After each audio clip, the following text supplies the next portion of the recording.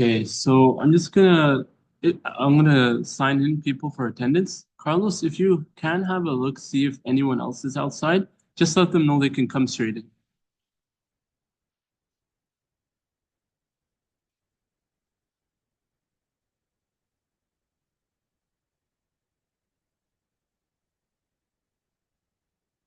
Anyone else? No? No? Okay. Uh, 9 a.m. Yeah.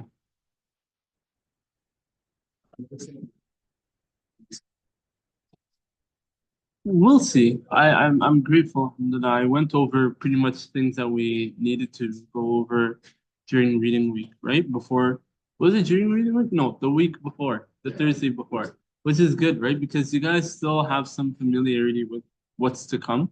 So you're at least likely one step ahead. Um, So then you thought like intensive labs, just focusing on proper. it really is. Yeah. And because all the reading books, right? That reminds me, I have to do some setups. Um,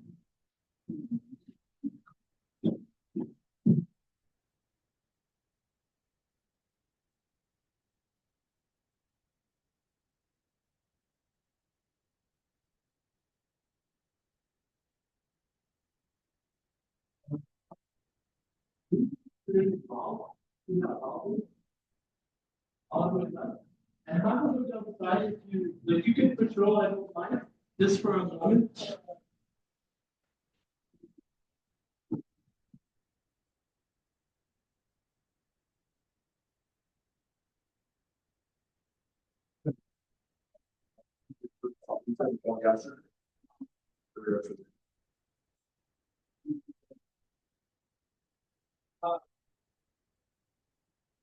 They really appreciate it all for them.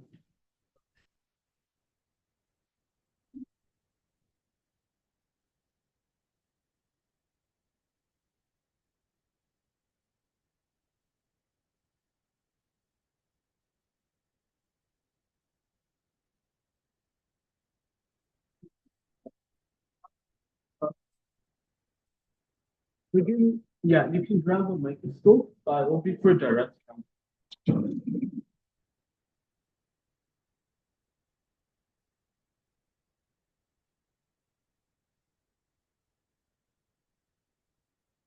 Just, okay.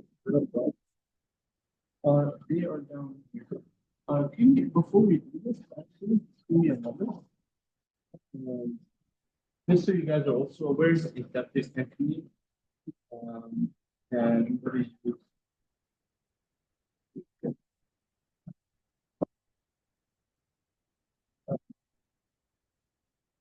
yeah,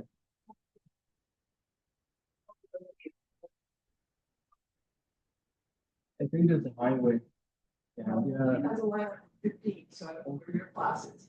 But anyway, you have to, if microplate, a couple of the bioaccounts done, you can suspend some of those to make sure you get the data. Everybody starts to arrive. Okay. Oh, to start cooking up. Yeah, so plate in, start the bioaccounts. You can't get all the readings done, that's fine. Because we want to make sure we do the data analysis. Okay. Primarily on the microplane. Microplate reader, the first revival, so they do that. Try to get a direct count in, but can't get an hour and a half, so readings don't worry about that. Okay?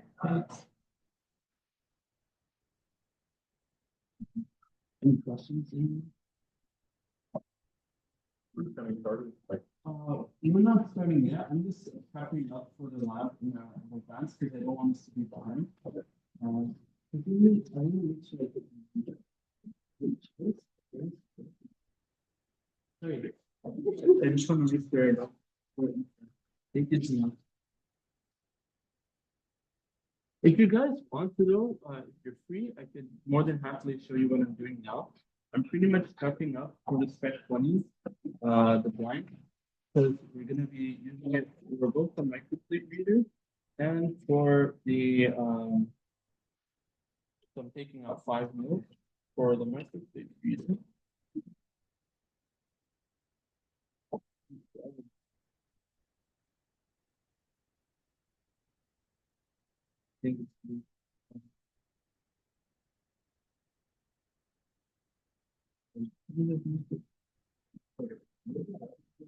Agitator is actually right here. I'll show you guys what you need to do, but this takes just a bit of time. The point is that this function, formless, it's still in. It can be done more. Get yourself. Yeah. Okay. You know what? I'll wait.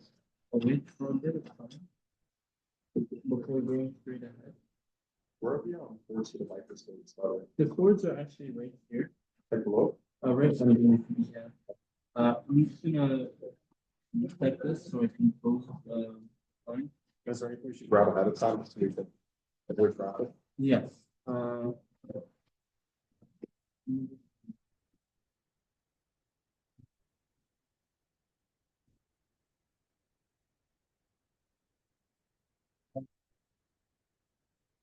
Hi everyone.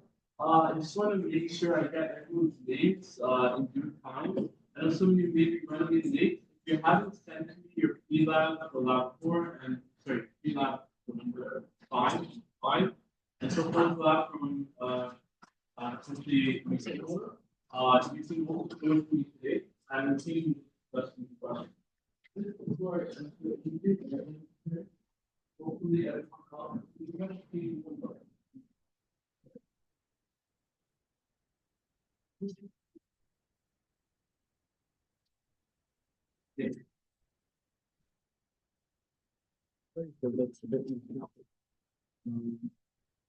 essentially, for your groups, you could grab the microscopes from either side, and we will essentially be able to take the wires.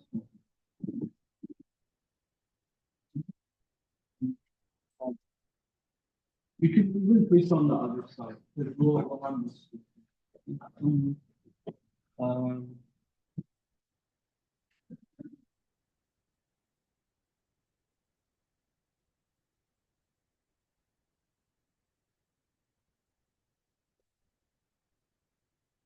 One microscope closes. If you see any error labels on the edge of the microscope, you could choose another one, because like it will be a tape on the back on its neck. Sorry? Microscope you can find on that side, on the top shelf, but on the beneath. Yeah.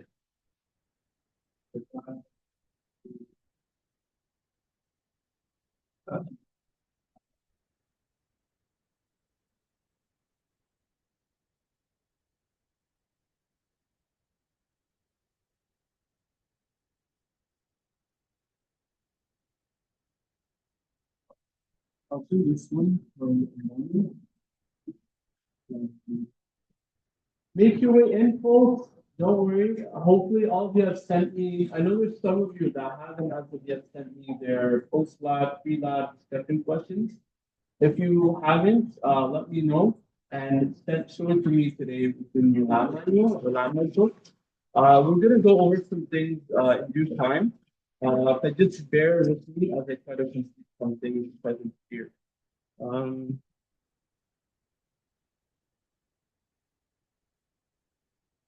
Okay.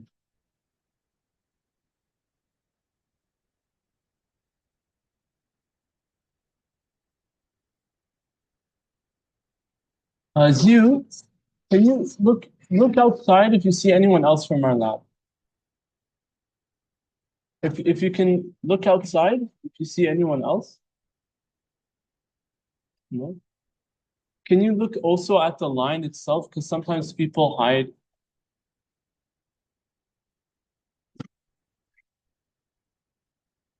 There's no one there? Okay. So let me first, I think I have something else.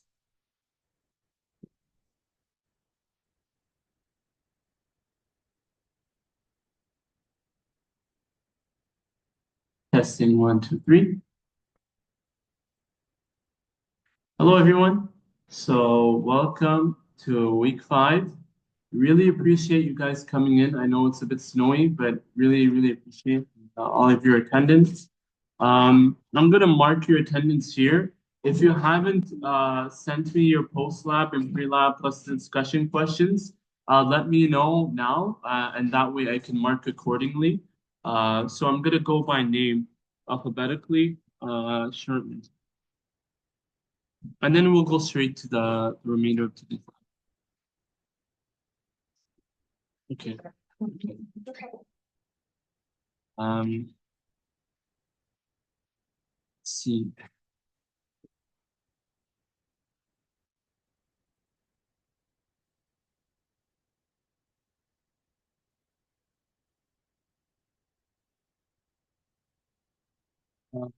Remember how we did them 3 weeks ago for reading week?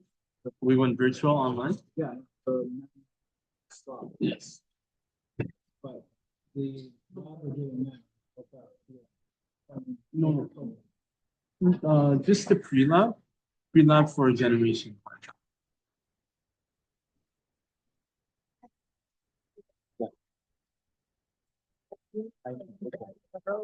I realize though things may be a bit difficult now because we're starting a bit later due to the snow. So we'll see how things go, but definitely I care more about this than I do. it's okay if you need to leave like I would say if you can push it to 11, that'd be great. Okay. But if you are missing anything as we go over things for like the straight plate conjugation, transformation, and plaque assay, you can ask me online or you can ask your bench members to take photos from me. Perfect. Thank you. No problem. Good morning. Doing great. How are you, Alka? Let me just get everyone in. Here.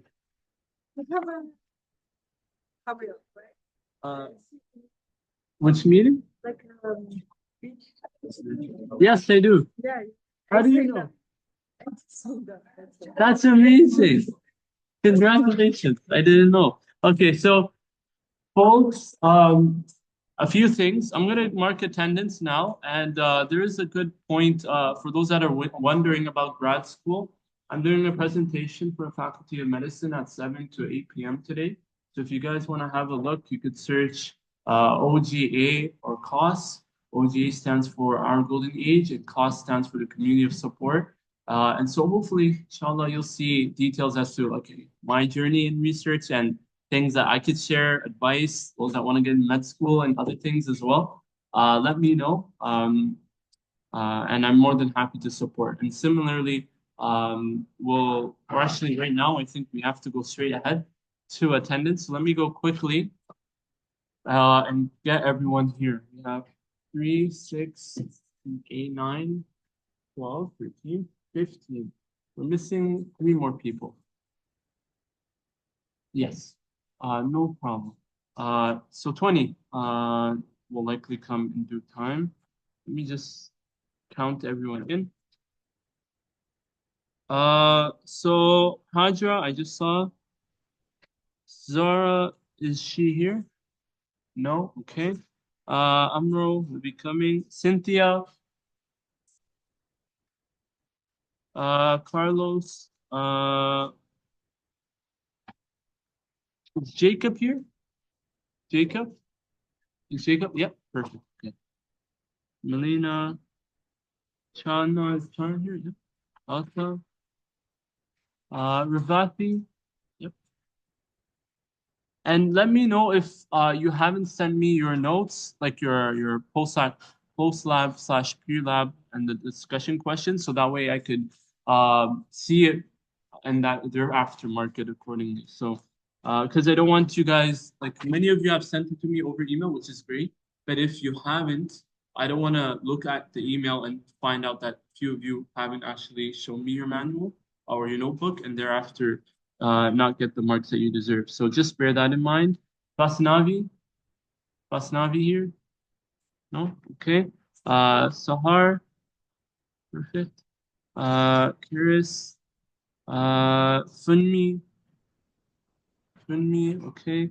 Zabin Fabliha. Yep. Did I say your name correctly? Yep. Okay. Ashwin, I don't think he's here. Okay. Garvin, I saw. Saad is sick. Yusuf, Scott. Did I Scott? Yeah, perfect. Okay. I also got your email. If I don't respond to emails, please don't take it the wrong way. I get a lot of emails. You see my inbox, you'll know what I'm talking about. But and that's because I get notifications on Quarkus. And so there's a lot of things under my plate, but don't worry. If there are things emergent or outstanding, I likely will talk about them today. And if you find the case that I missed anything, more than happily able to answer them for you. And I see there's this. Theory or Terry? Is Terry here? Marwa's right beside me. And I got you. Now your question, please.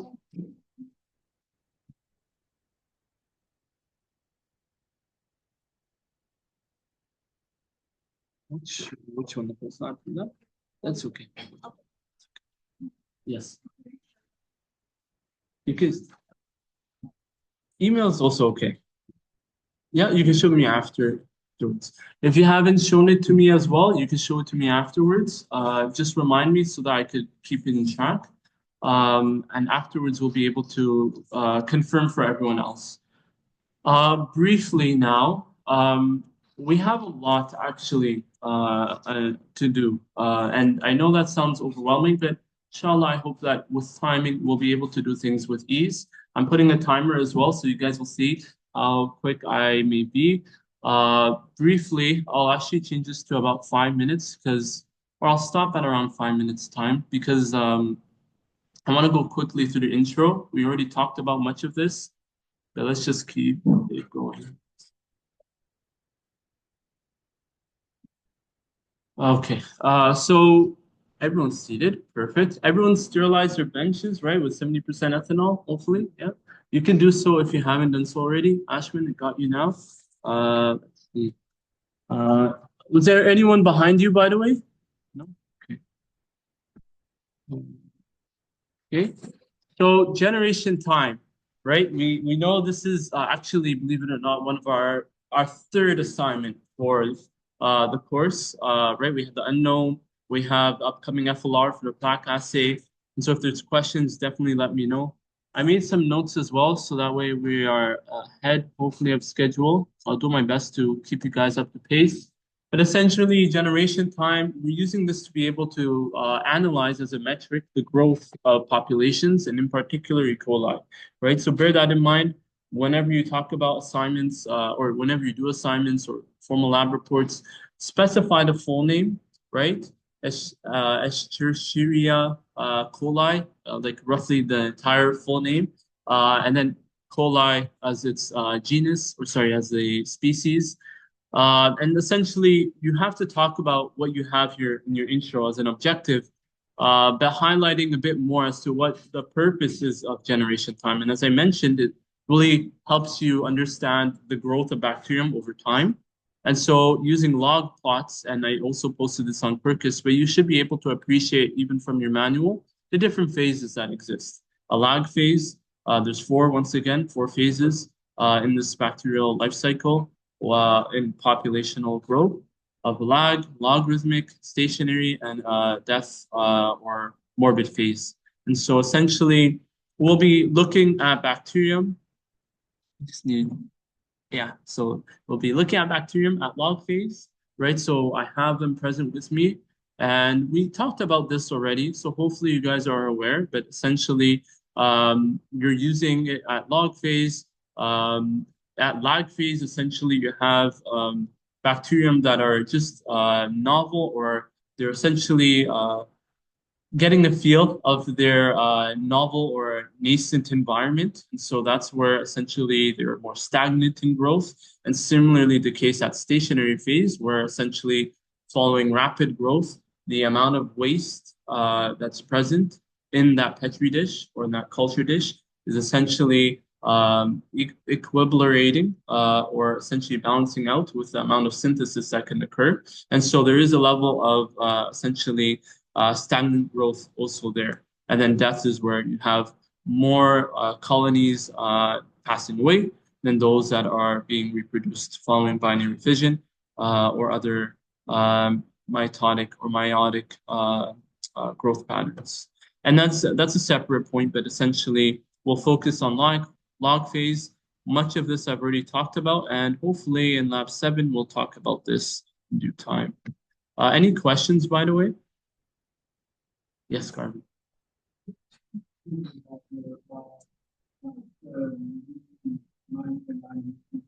Great question. We're going to talk about that in due time, don't worry. But briefly, log graphs will be using to actually, so the one on the right, the log phase growth patterns is what you'll be seeing, hopefully as a straight line when you start to plot out the turbidity based on what we get from the microplate reader.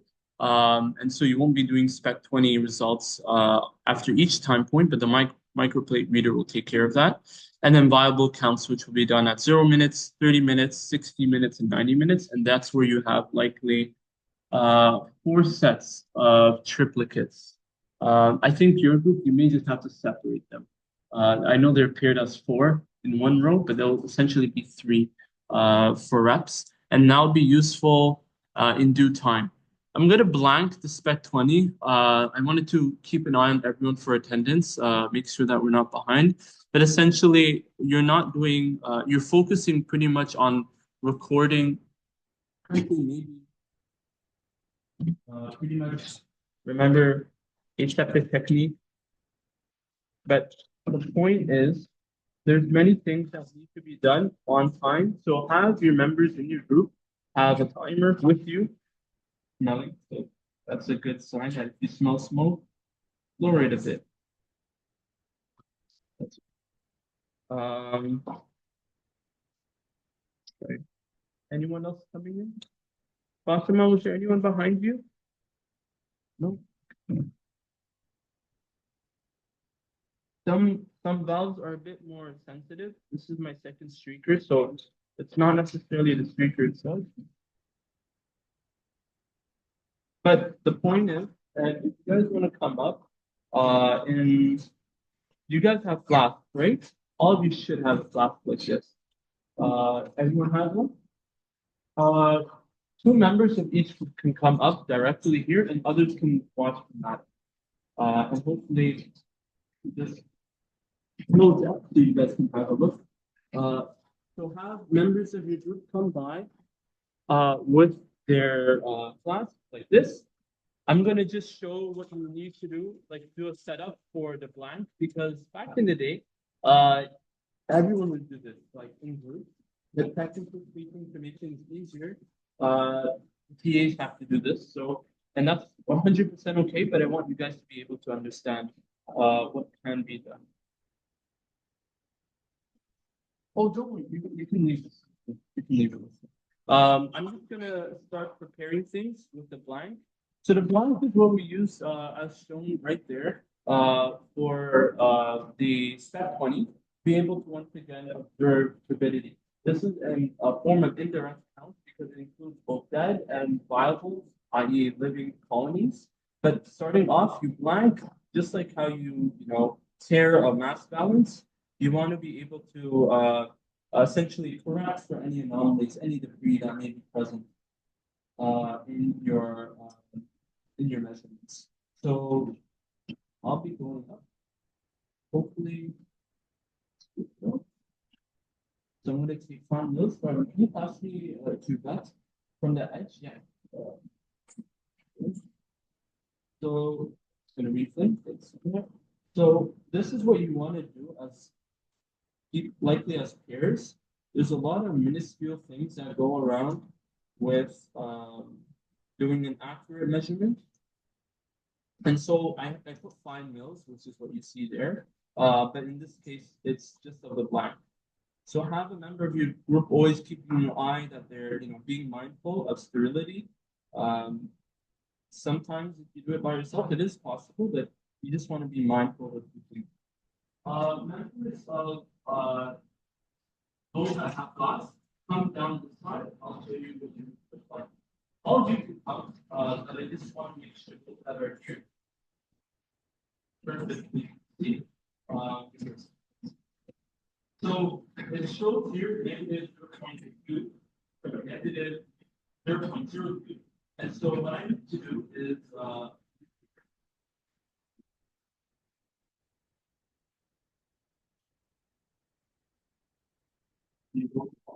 0. And that's what you do for blind. I don't know if you guys did this in B12, but nonetheless, another thing you want to bear in mind is that you will hear it when you bring it back. Are you getting this for both? Because both of them be essentially calibrated. It was initially at 0. Both are already just trying to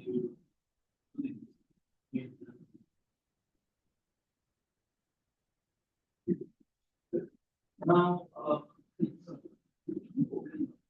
that's okay. Just open it up. It's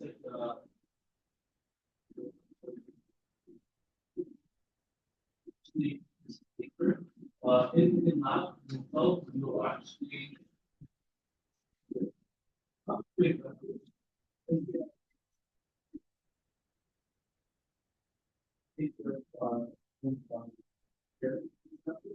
now we're going by mention 1, 2, 3, 4, 5, 6. Each of you will have 3 reps for your different colonies following incubation. So I'll talk about cutting through time, but as I did this for the plan, just want to be mindful, we'll be going as pairs. And as soon as I give you the coli, that's when you have time 0. The plant is not wrong with this time rate, it shouldn't change here. But when you are dealing with the E. coli, you are going to follow a septic technique. You're also going to be keeping track of the count. So someone in your group should be having a look at the counter. Someone should be checking out the septic technique. Another member of your group should also prioritize mixing well with coli. And then you're going to be placing it on the warmer mixing on the left.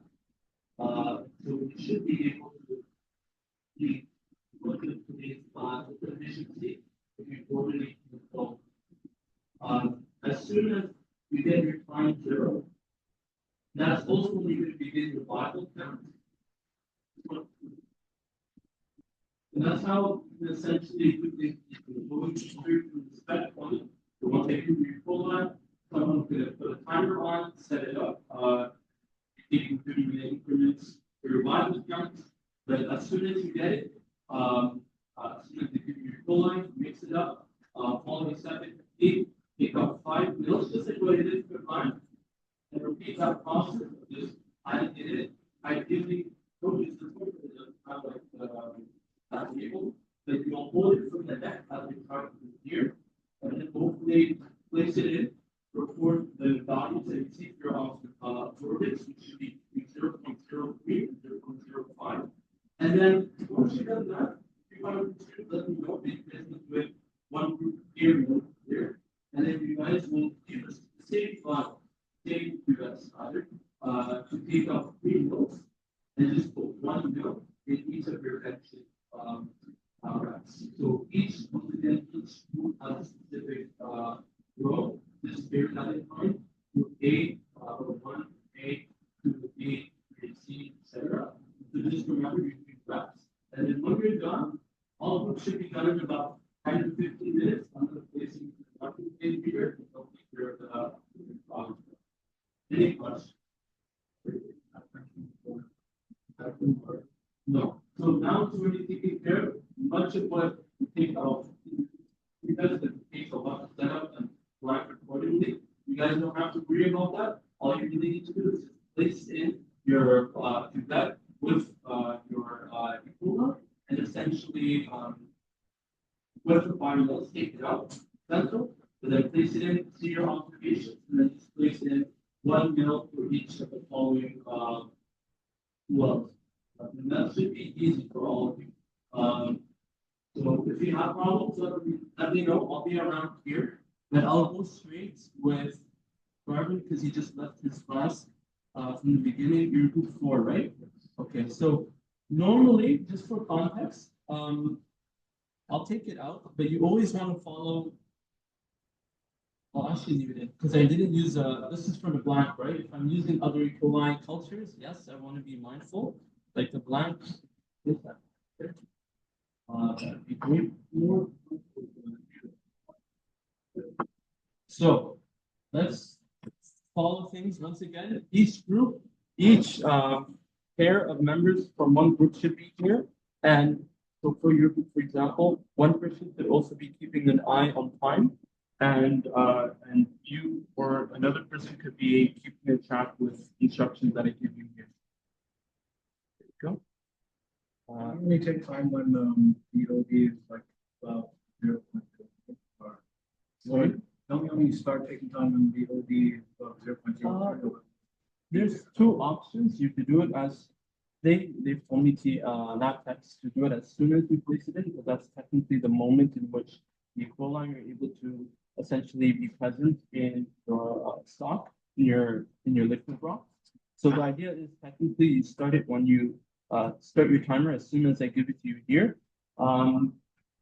And pretty much follows through with the instructions I give. It takes a bit of time, but in the meantime, your group can also start preparing any other things that they need, starting on their Bunsen burners, spraying down their benches, and in the meantime, we'll go through things in tandem. So two groups actually at a time. We'll do it, I think this is someone else, right? This is Marvin's. This is yours? The one that was right here? There was another one. Okay. So the two of you will do it. I'll do both of you in due time. Just follow a septic technique. Any questions, by the way, from anyone else? No questions? No questions? Everyone's paying attention, able to see in the class? Right? Okay. So this is yours. So you can reflame it when you're ready. I'm going to actually keep this one with me mostly throughout the duration of this time. So this is what we're going to do, 5 mils once again. And you're going to, and actually, I want to say this for everyone, including myself. We're playing 1 mil. We'll talk about that for viable counts shortly.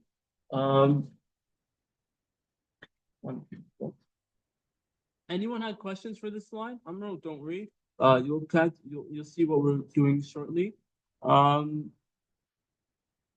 So how about this? Folks that are not here with their flasks can start getting ready their tubes with labels for the dilution and for the time points, right? Because you have 4 different tubes for 4 different time points, 0, 30, 60, and 90.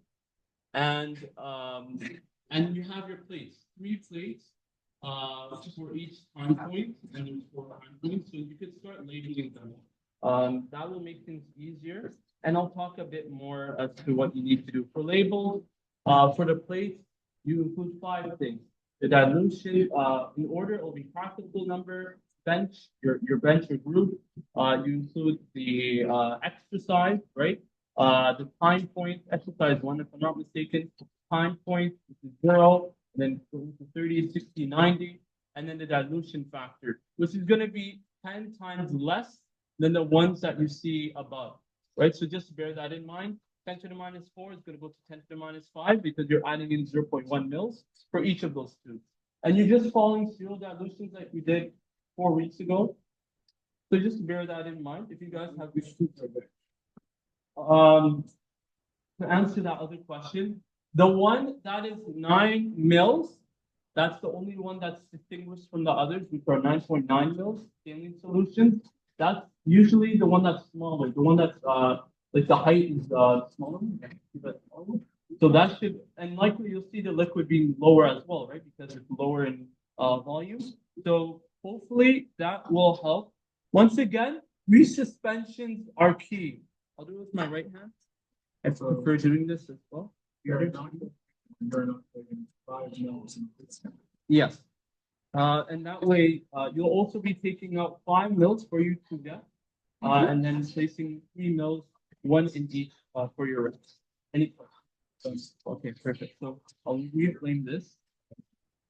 Okay. And then any questions? Okay. Let me see.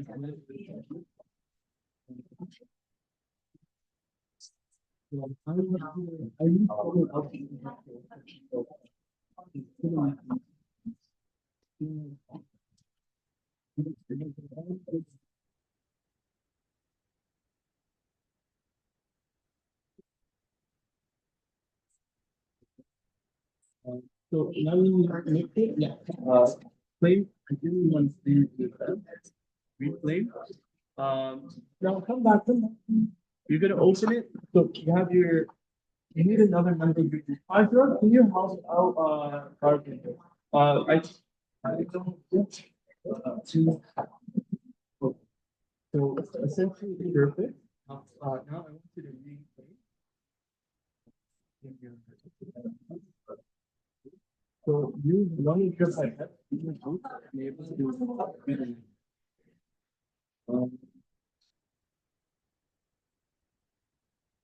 perfect. And don't worry about the moment that it changes. Perfect, you have remember the group here. I'm gonna ask if you could replay me as well.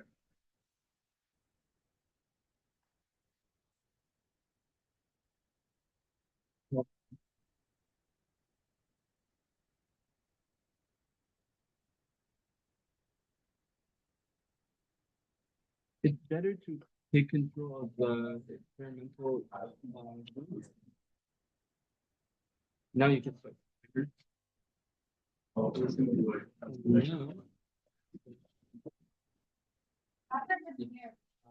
It's fine.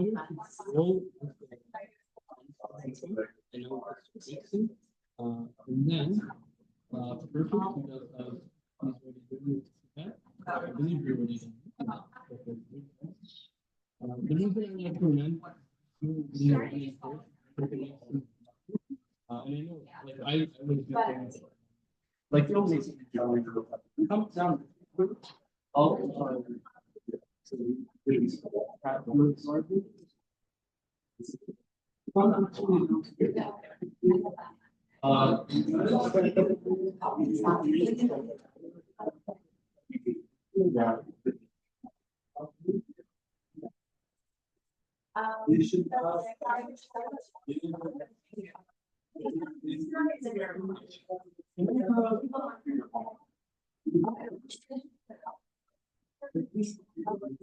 Well, I mean, did you want the date on the plate? Did you want the date on the plate? yes. Is that bench number, dilution? Dilution, exercise, bench, that should be all fine.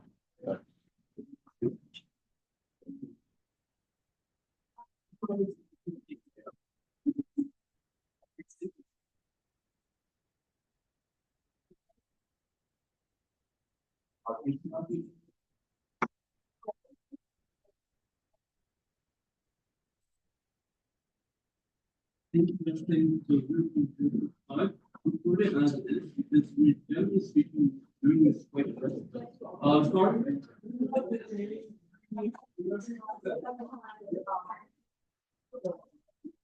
We're going to six, right? So,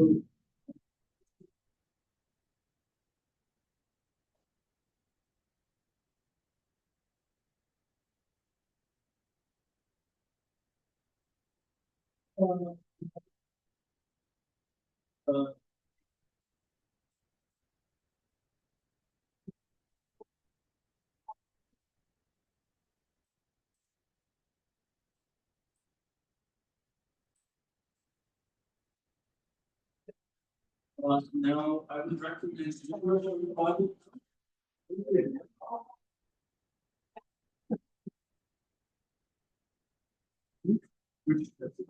and then you're able to go all the way down to the bottom. There's two layers of screen. If you want to go very all the way down to the very bottom, so that way it can maintain aeration and 37 degrees. Everything okay? 5 more times, you know what to do. Great job. You guys have more questions? Keep it up.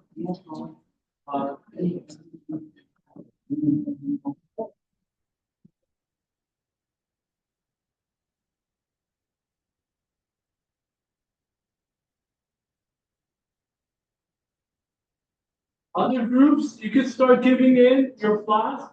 right? Because I have 4 more groups that need to come in. Let me see.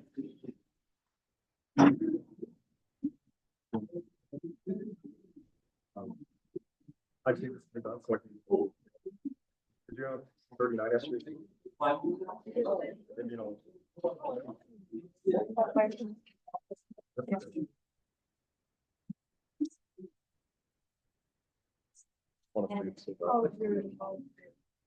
It wasn't bad.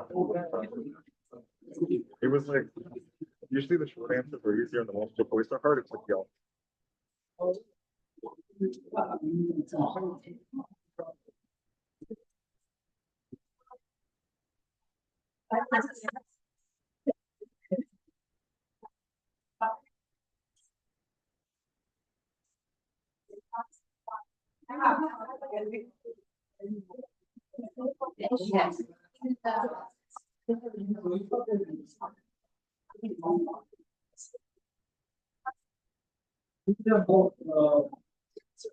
You just finish it. Did you guys have any questions?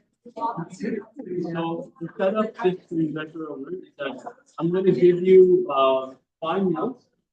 One member of the group is going to time. Another that timer is also keep an eye for 8 seconds because it is your column. And then the same person in the class is going to spin it around. Then they're going to replay. The same person or the person with the timer can work with the person to come in with their pipette, the ones that they have on their benches, and take up 5 minutes to be able to place into this. That can be the line. The person that has a timer is going to just start it on here that they place in 5 minutes. The affordance readings are going to be now taking up 5 minutes from your into 5 minutes for detecting of certain conditions. Once you're ready, show the observer and then you'll that person able something or another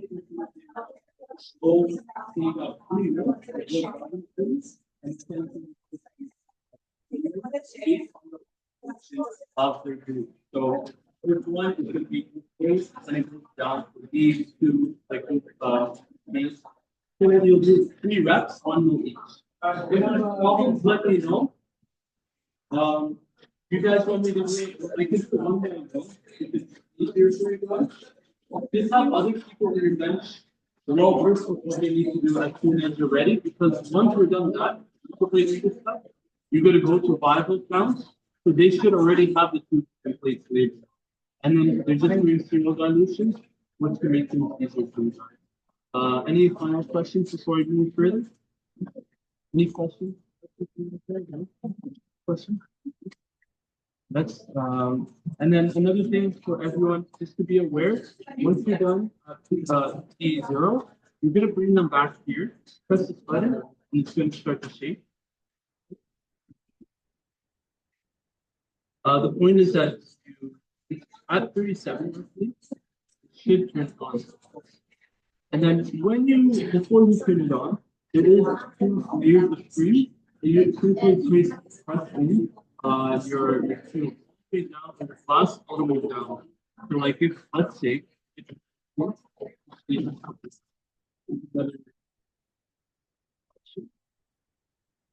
if let's say this was your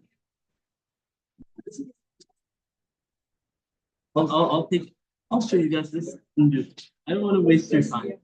Let's go straight ahead. Aseptic technique. Maybe just a bit hot if you guys have problems with it. Hopefully everyone's keeping track of time for those that have started already. So these cotton swabs catch on fire, so you just want to be a little bit careful. Yes? You would go with the one that's underneath. If it's like essentially yes. That's good. Okay. So someone should begin the timer very shortly. And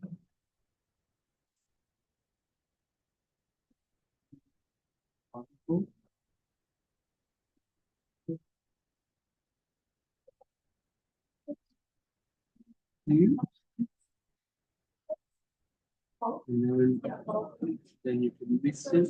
You can plumb it by down that side. Take out 5 mils. Your own. Do you guys have a pipette? A glass pipette? Okay, so I'll help you. We'll do it one.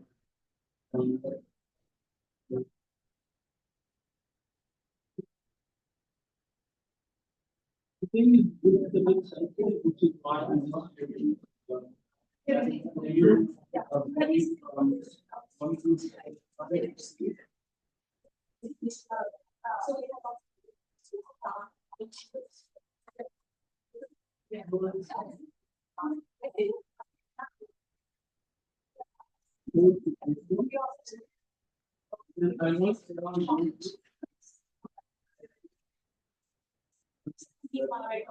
Stage, maybe.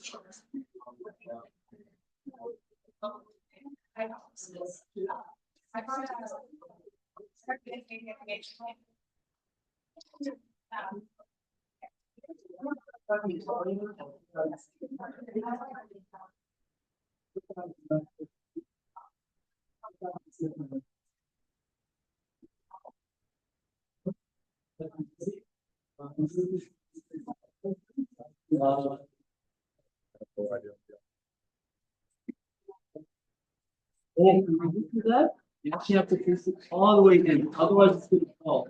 And we don't want it to break. Uh, can you, in just a minute, let me just see. So, usually, when you go straight, all the way to the bottom. This is an example for others as well. For your group, you want to make sure it goes all the way in. So that way you don't run the risk of it. I know, sorry, it's water, but essentially, once that's done, you thereafter trust the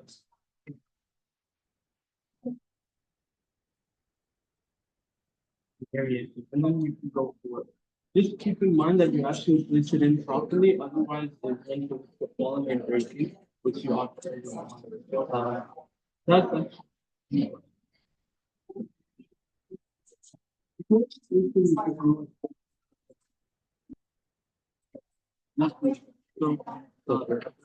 yes, I'm gonna do actually 2 at a time. Because I don't. So each group, please. The 2 is can come. Yep, you can take it out. Later. You can change stop, and then on you also go up and down.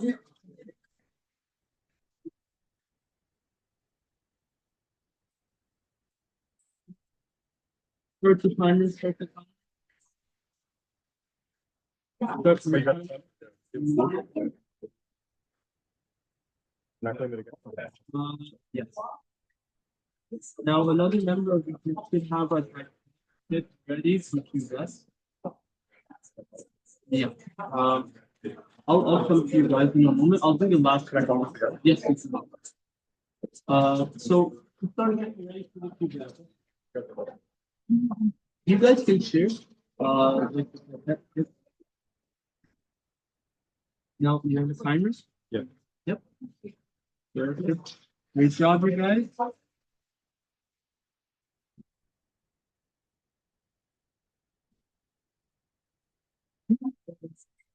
I'll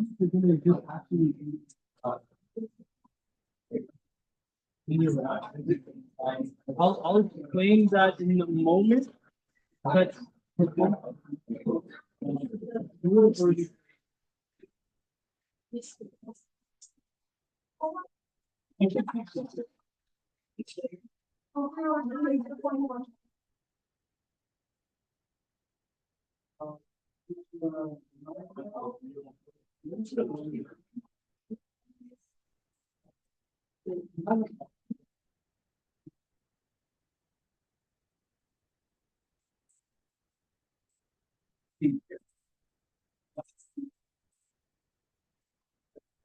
And then just go on.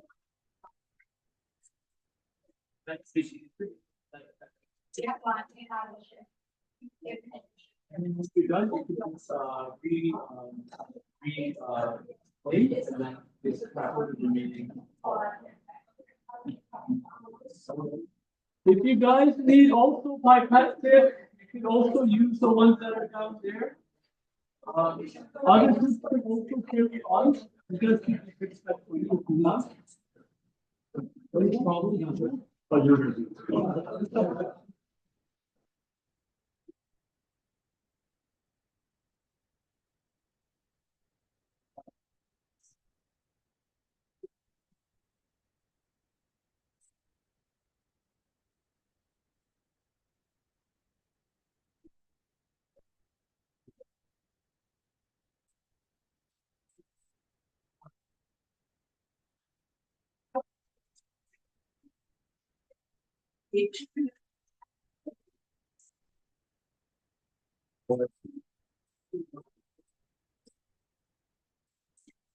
So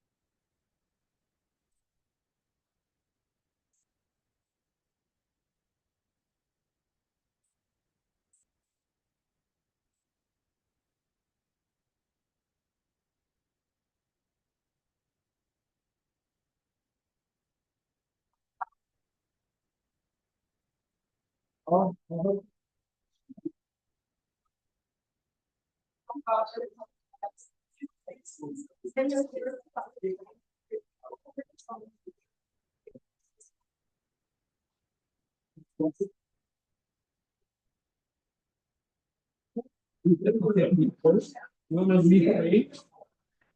You want to replay? Replay. And now it's better.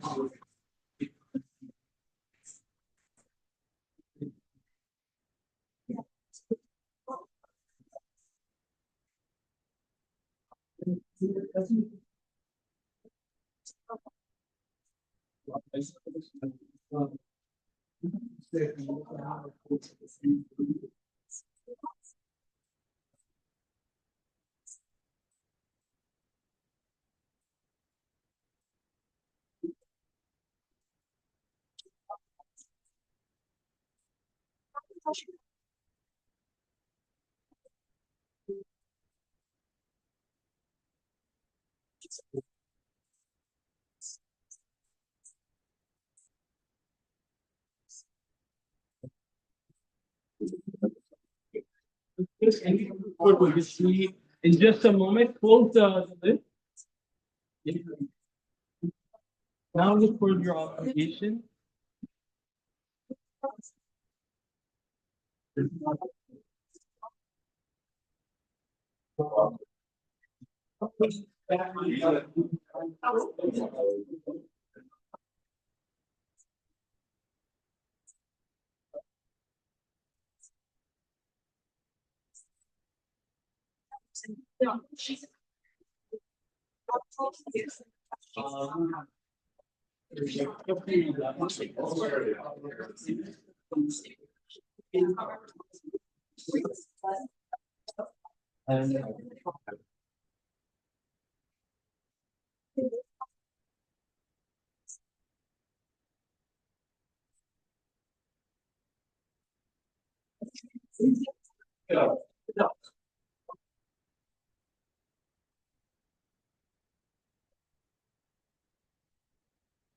There should be.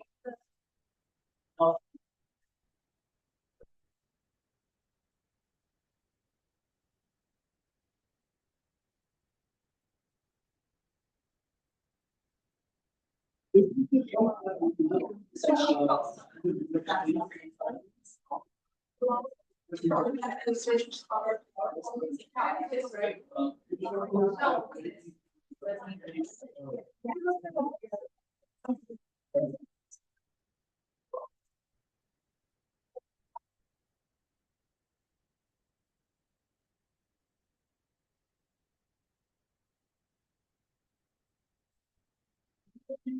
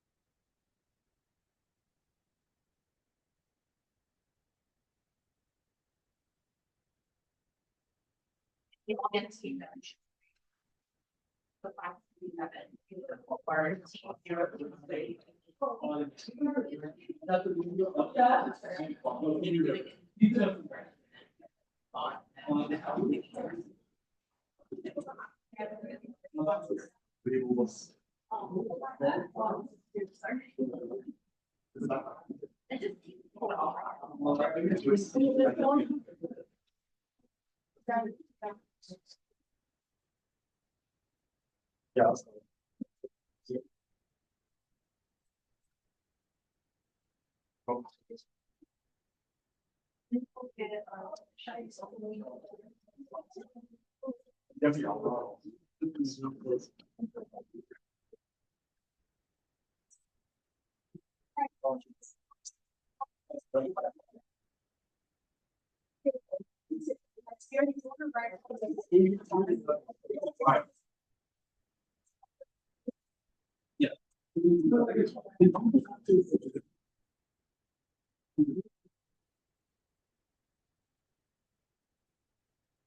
But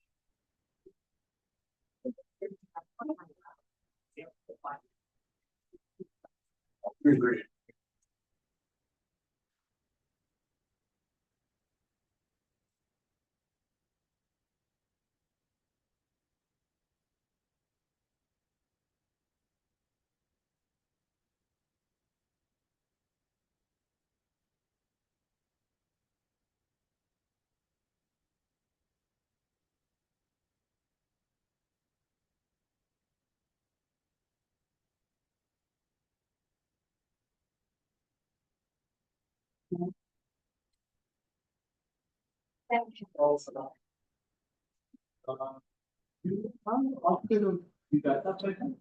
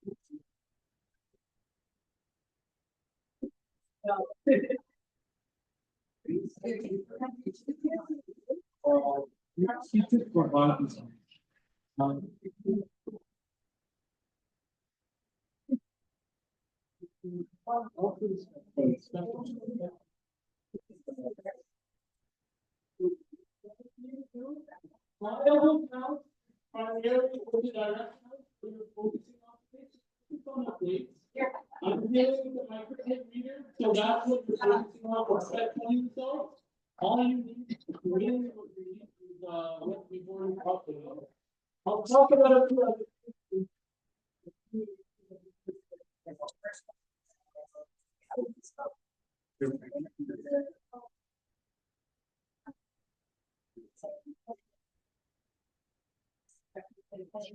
Sorry, so just to clarify, I want to answer group 6 and group 5's question.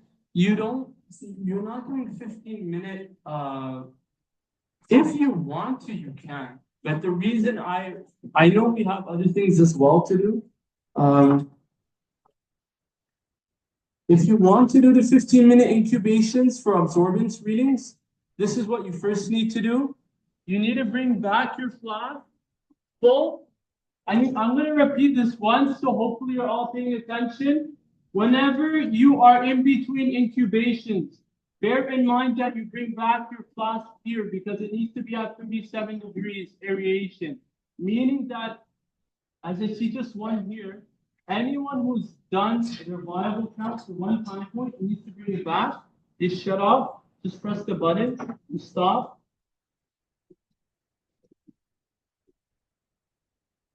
Okay, it'll stop, and then you place in your flask accordingly.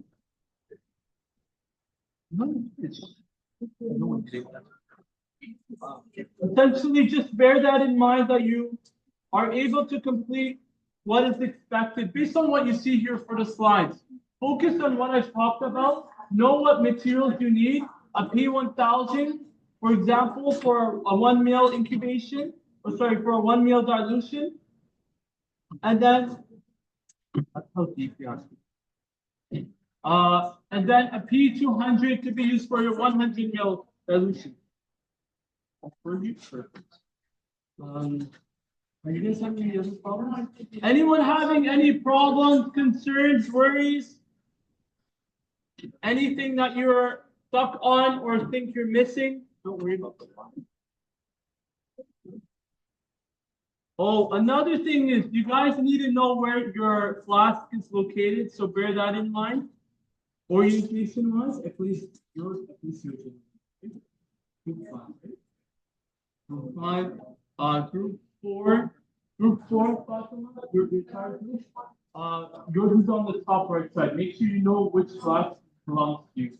And I don't recall group 6. This is yours, bottom right, and then yours for me, group 3 is going to be right at the bottom. Actually, we'll put it in the bottom. So just try to keep in mind what I've talked about in the past. You have what you need. You just need to make sure that you're keeping in track in mind the time and that you have everyone coordinating well what they need to do. In terms of the viable count, from the Petri dishes that you have available, you're following the spread plating technique.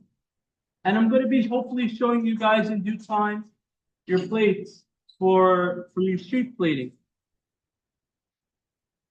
Any other questions, concerns?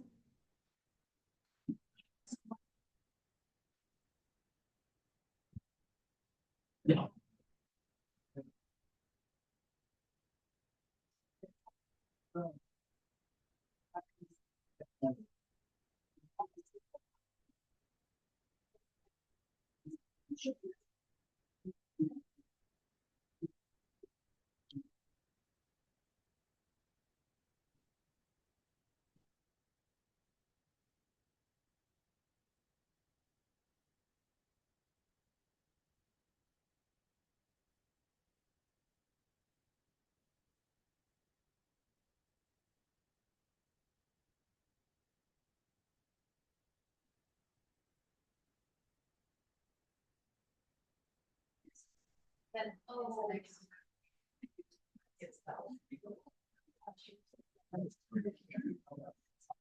That can happen because there's other results that you have about conjugation some of this show you that if you haven't seen them on cooking, what you got I added examples in the past, but essentially I'll show you that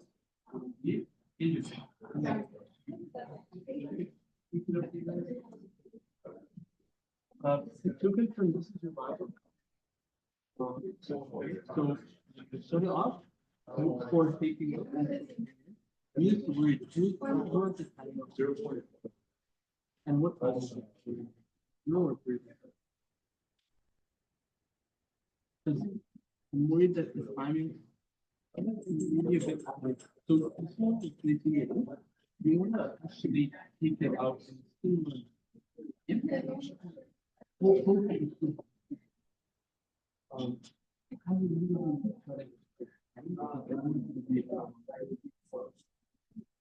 I can take it out.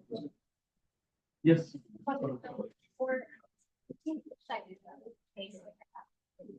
No, you don't have to. You can, you can. You don't have to change. You should just blame it in case it actually touches the floor, like the tip itself. No.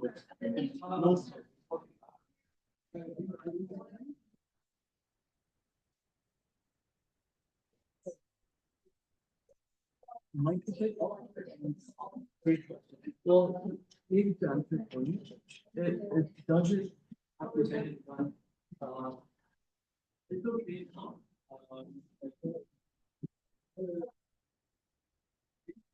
Yeah.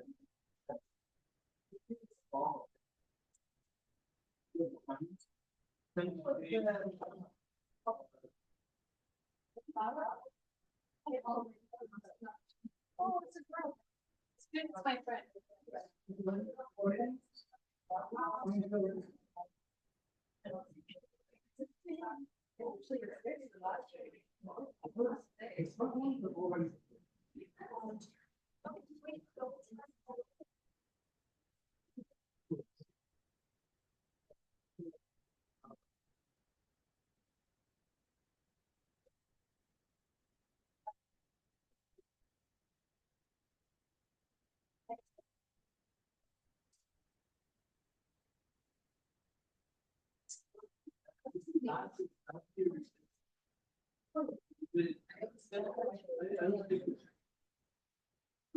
Yeah. Are you?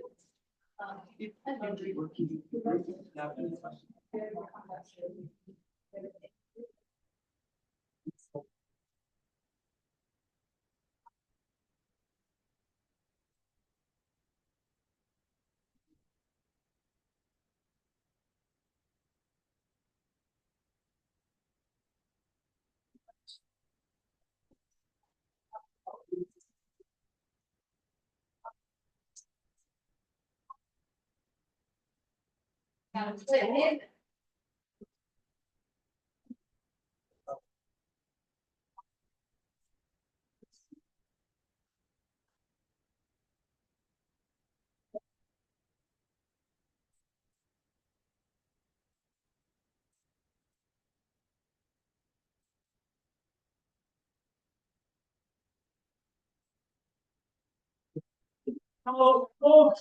Some of you have grades that have been misoriented. It is not for myself, but just to give you guys an understanding. 3 plates are supposed to be for each time point. You have 12 in total, right? So you have 3, 10 to the minus 4, 10 to the minus 3. Divided by 10. 10 to the minus 5, 10 to the minus 6, 10 to the minus 7. So bear in mind that use that for each time point. T0 has a 3, 10 to the minus 5, 6, 7.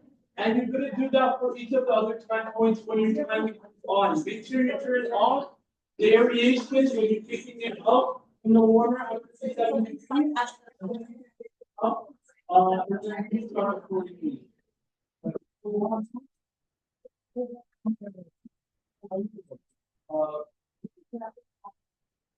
So,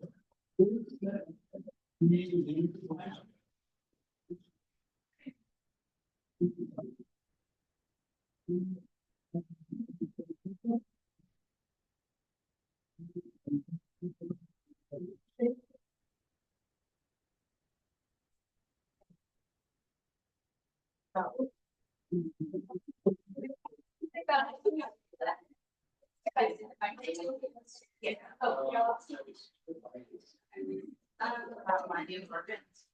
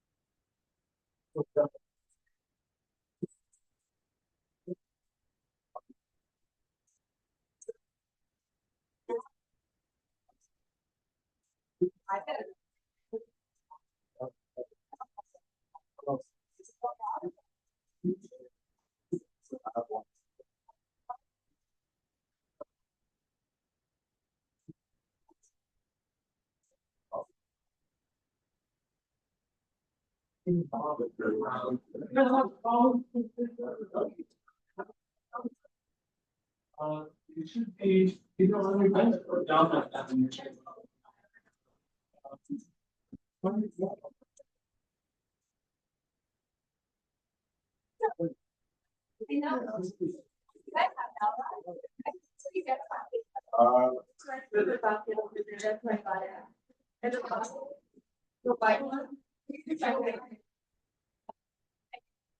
That's the issue. I know, I think it's about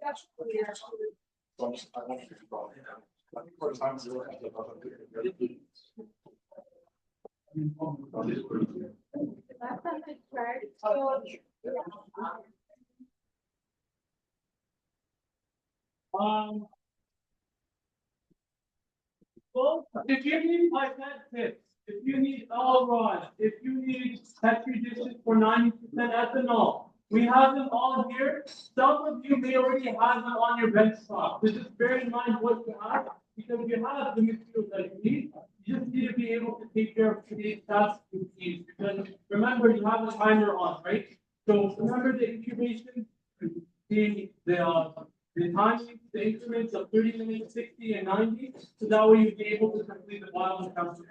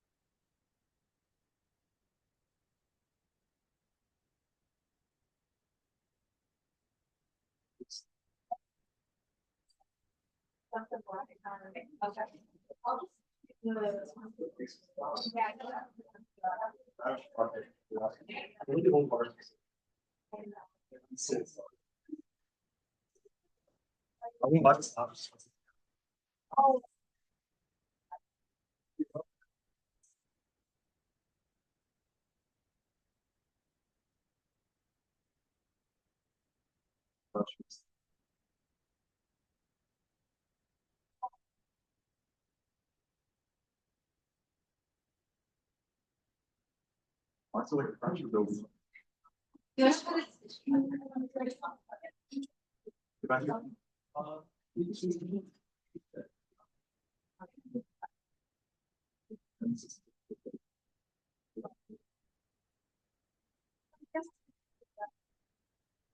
And do you remember which flower?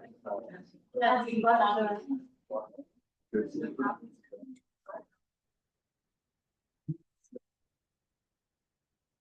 So now we're going to dating. Yes. I wrote it. It was.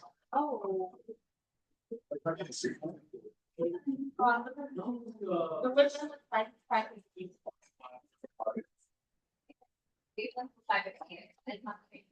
Maybe not just hard to. Any problems, questions, concerns? Not necessary. So in the meantime, when you're in between increments, 30, 60 to 90, inshallah, I'm going to give you guys your exercises from the past. That includes conjugation, transformation, plaque assay, streak plating. So make sure that you're able to at least see what you have, and if needed, we can actually take out the 90-minute increments. Apparently, it may not be too much of an issue, but I want you guys to complete as much as you can all the way to the end, because you guys should be able to complete it within time for today's lab. I'll just be giving you more resources, and members of your group can look at things accordingly.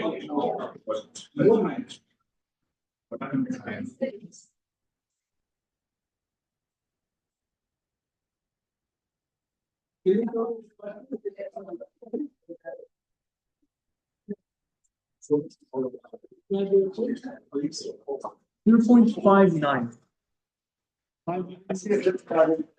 Okay. I thought it went to 0.058 then. That's okay. Don't worry. That's okay.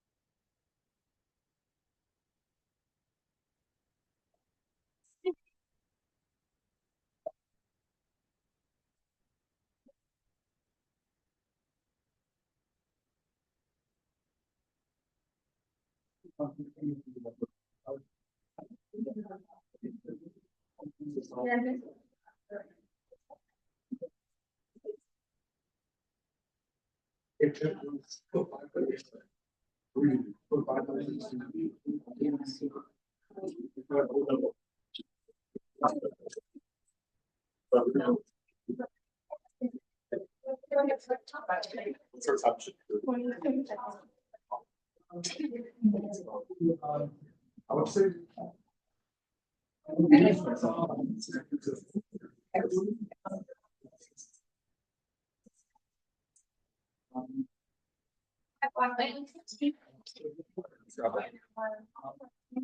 So I don't know how to do it.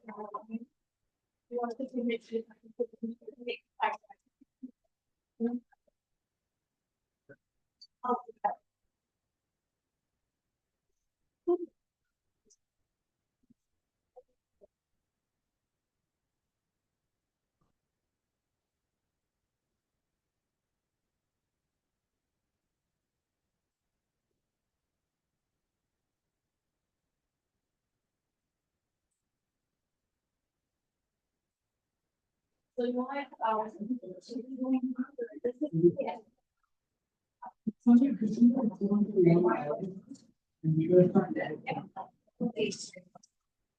That is my.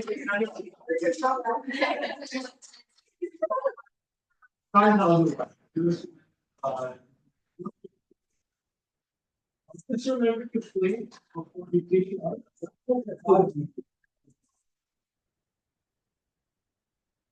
How about this back then?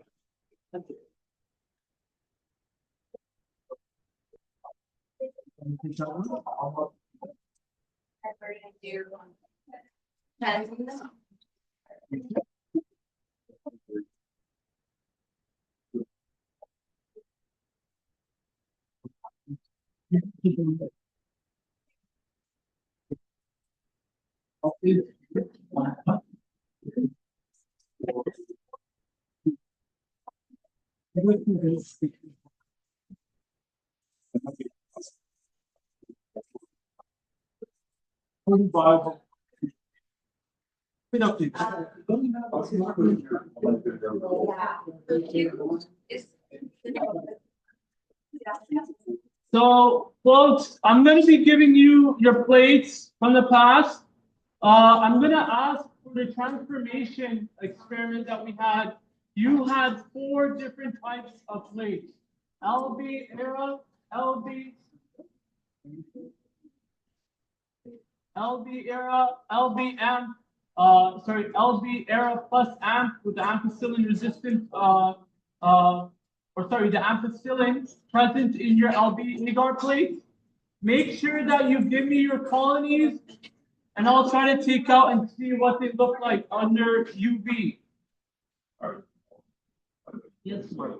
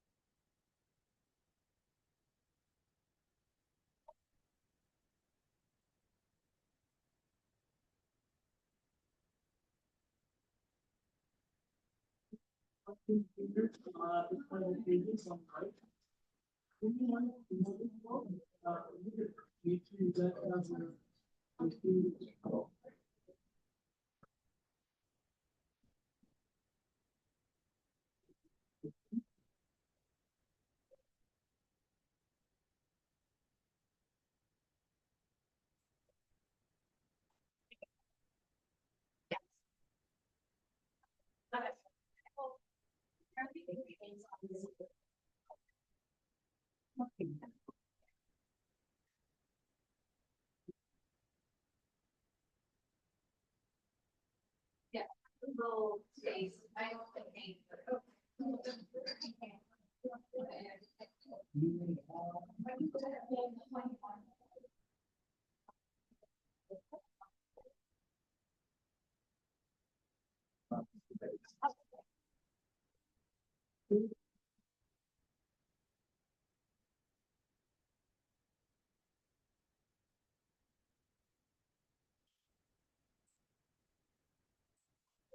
Go back and water bath. Yeah. You just talked about it, that it's green series. So we said it's supposed to be at the that's the purpose of the case or something. It's usually fun. Sorry?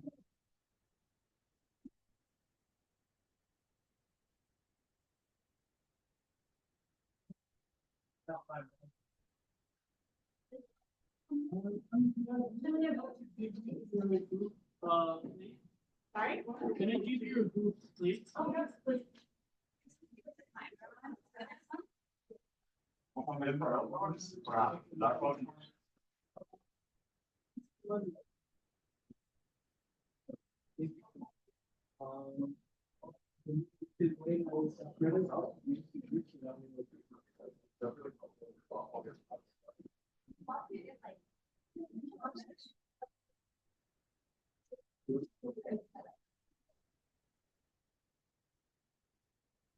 So I'm just looking out the different materials that you need to look at for the street plates now. They'll be placed in the middle bench, everything from your exercises of the past. So remember your street plates, and hopefully you're paying attention because you want to do this in the meantime, 3D reagents or instruments. We have different plates for the street plating. Remember, you made 3 different quadrants. I'll just show an example of one of them. This is one from group 6. So This is an example of a street plate. You want to be able to draw out briefly in your results for your post-lab 100 plates across the 4 exercises from today here. So be able to take photos and record your observations accordingly. When it comes for transformation, that's where I have to look at it under the scope or under the UV. So just let me know, and I'll actually hopefully try to take those recordings for your group. If you want, you can also take it to your bench directly and share that. And that's a great question. I'm going to do that right now.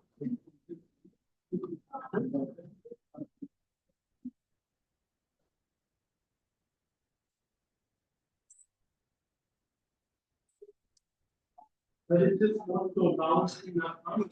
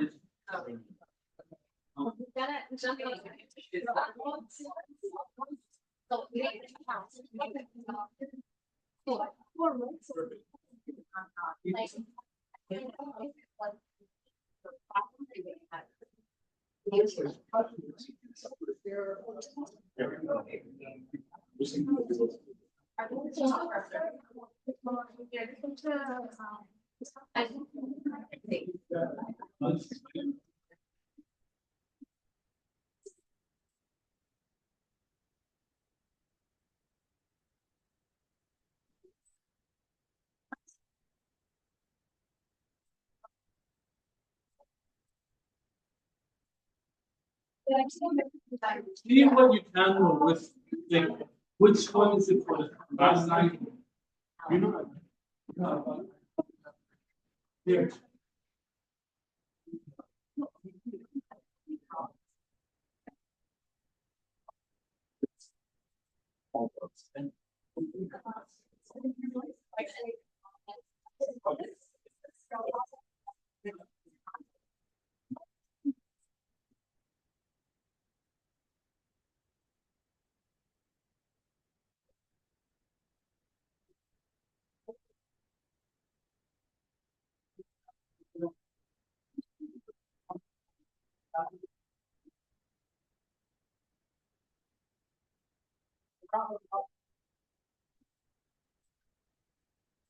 Exactly.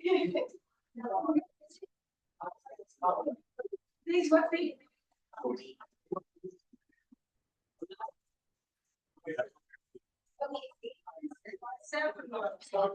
Seven.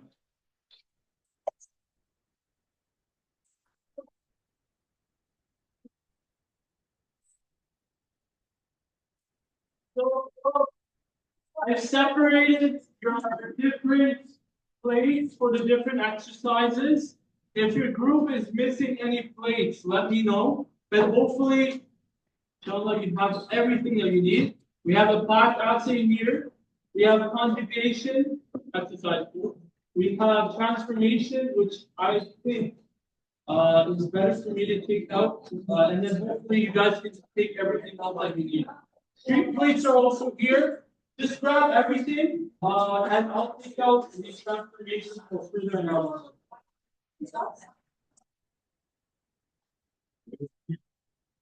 Each group can take 3 sets of plates for the 3 different exercises. I'll be dealing with transformation in a short bit.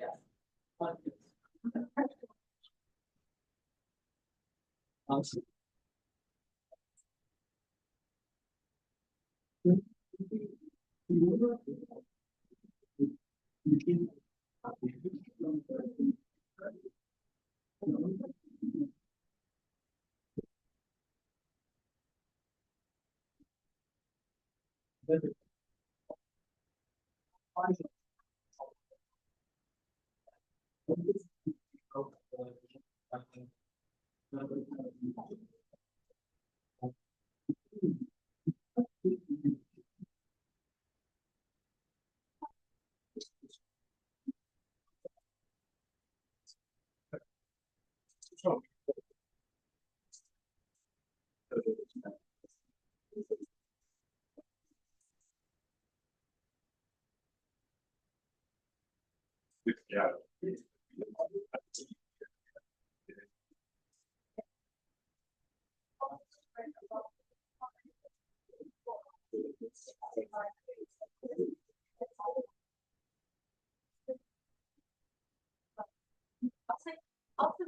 What is your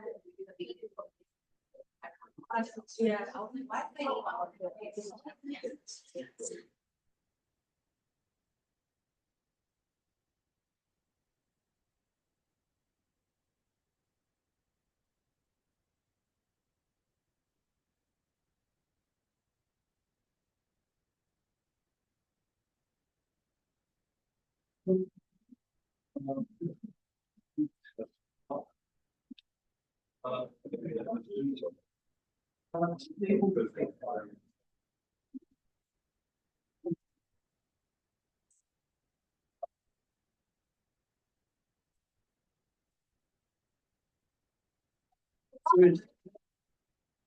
why I actually have to answer any questions.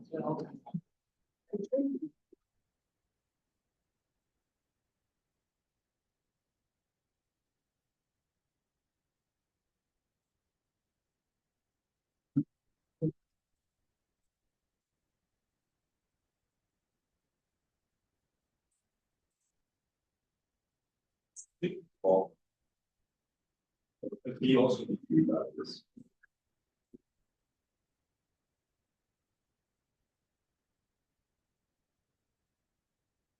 Oh,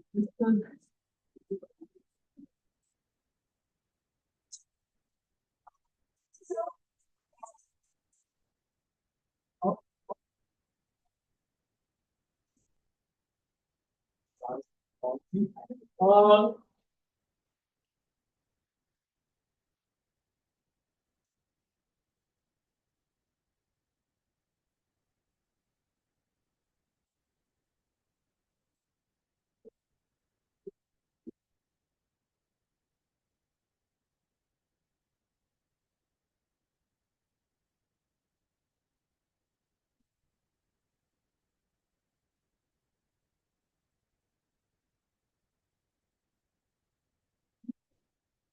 maybe we take another place for conjugation or transformation.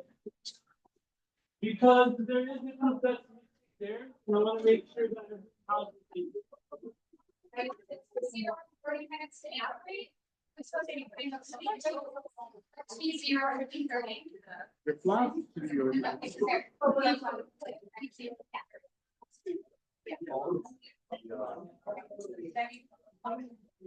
In the meantime, you guys have these conjugations. Yeah, okay,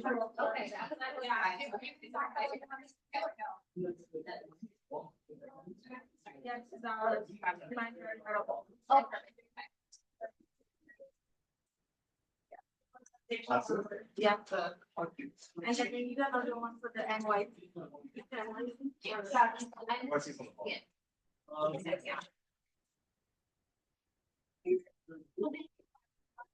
Yeah,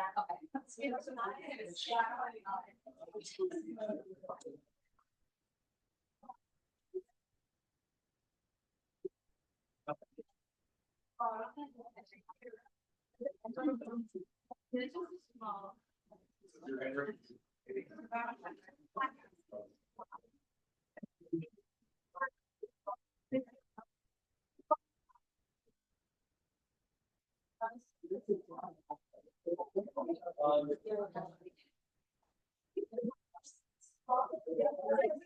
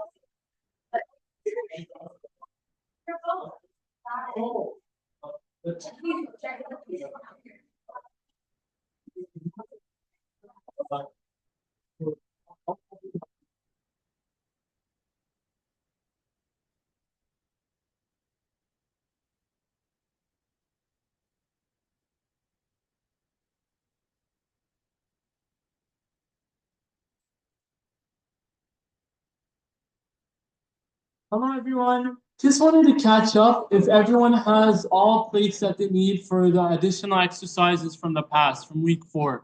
That includes the plaque assay. They're all in the middle bench. There are some plates still there. So remember, you need to have, you're going to need to observe and make certain conclusions based on what you have from your plaque assay, which is very important for your FLR. You have the conjugation of previous,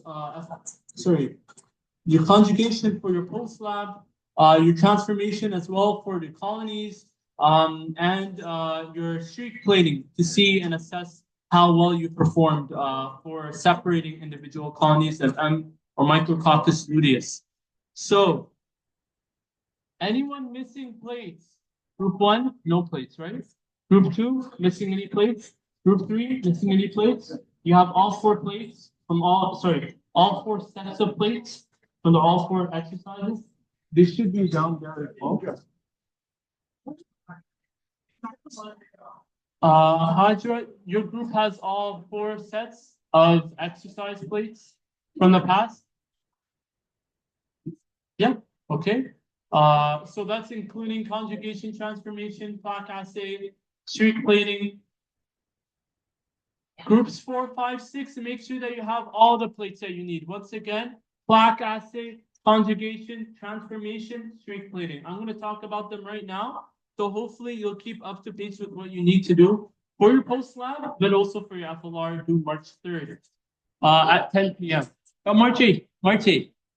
I'm thinking back in the past. So March 8th. But I want to say something important. I gave you guys advanced, like early bird, access to support for the plaque assay over reading week.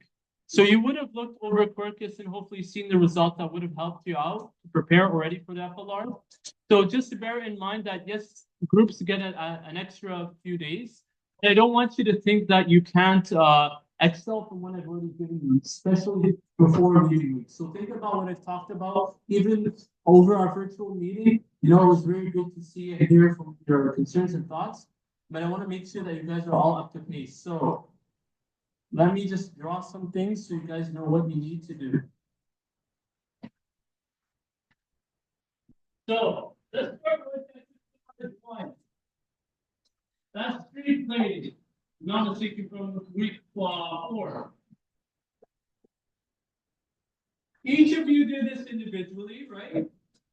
So imagine you have a plate, a T in the form of 3 quadrants, and then you would have started off with a smear or with an aliquot of your bacterium and luteus. And by the way, Micrococcus luteus has a yellow coloration, which is what you see for your streaks.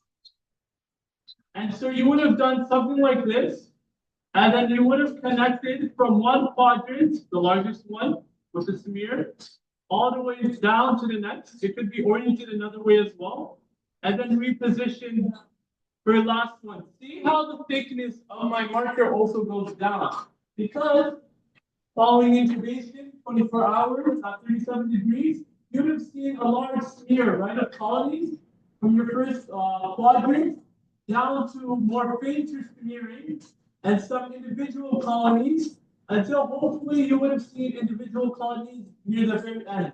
This is beneficial because this actually translates to what you would have done for transformation. Remember how you used HB101, E. coli, from streak plates. And so you would have literally taken out individual colonies, which shows you how different experiments can connect with one another. So think about that for integrating and analyzing your results, how well they appear. If you find obscure colonies, let's say ones that have huge shapes or squiggly lines, it's likely that there is contamination, cross-contamination, either with the dust on your bench or it could be with a pipette that touches other samples. So bear that in mind. Try to see if you find that to be the case of two things. One, if you see appropriate smearing or proper smearing, streaking of your bacteria. And this is something that you can highlight in your detailed figure captions, right? You know it's Ameen, you know how you did this exercise. It was under streak plating, etc., aseptic technique, right? So just bear those details in mind. Right, it's a bit faint, but you have proper streaking. Second point is separation of isolated colonies.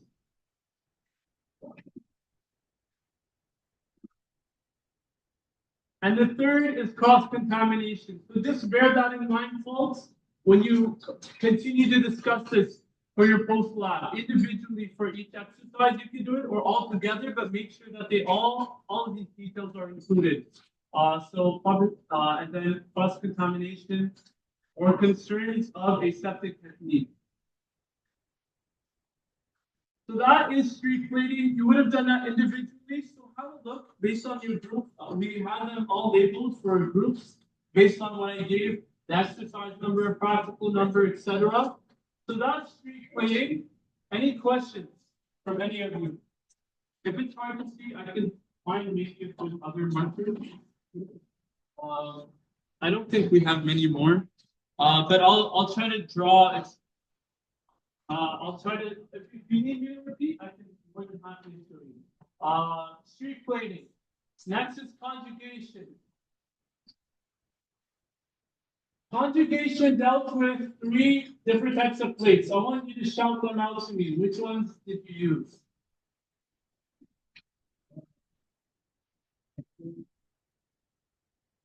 Think about the controls or the antibiotics that was added in for each of those plates.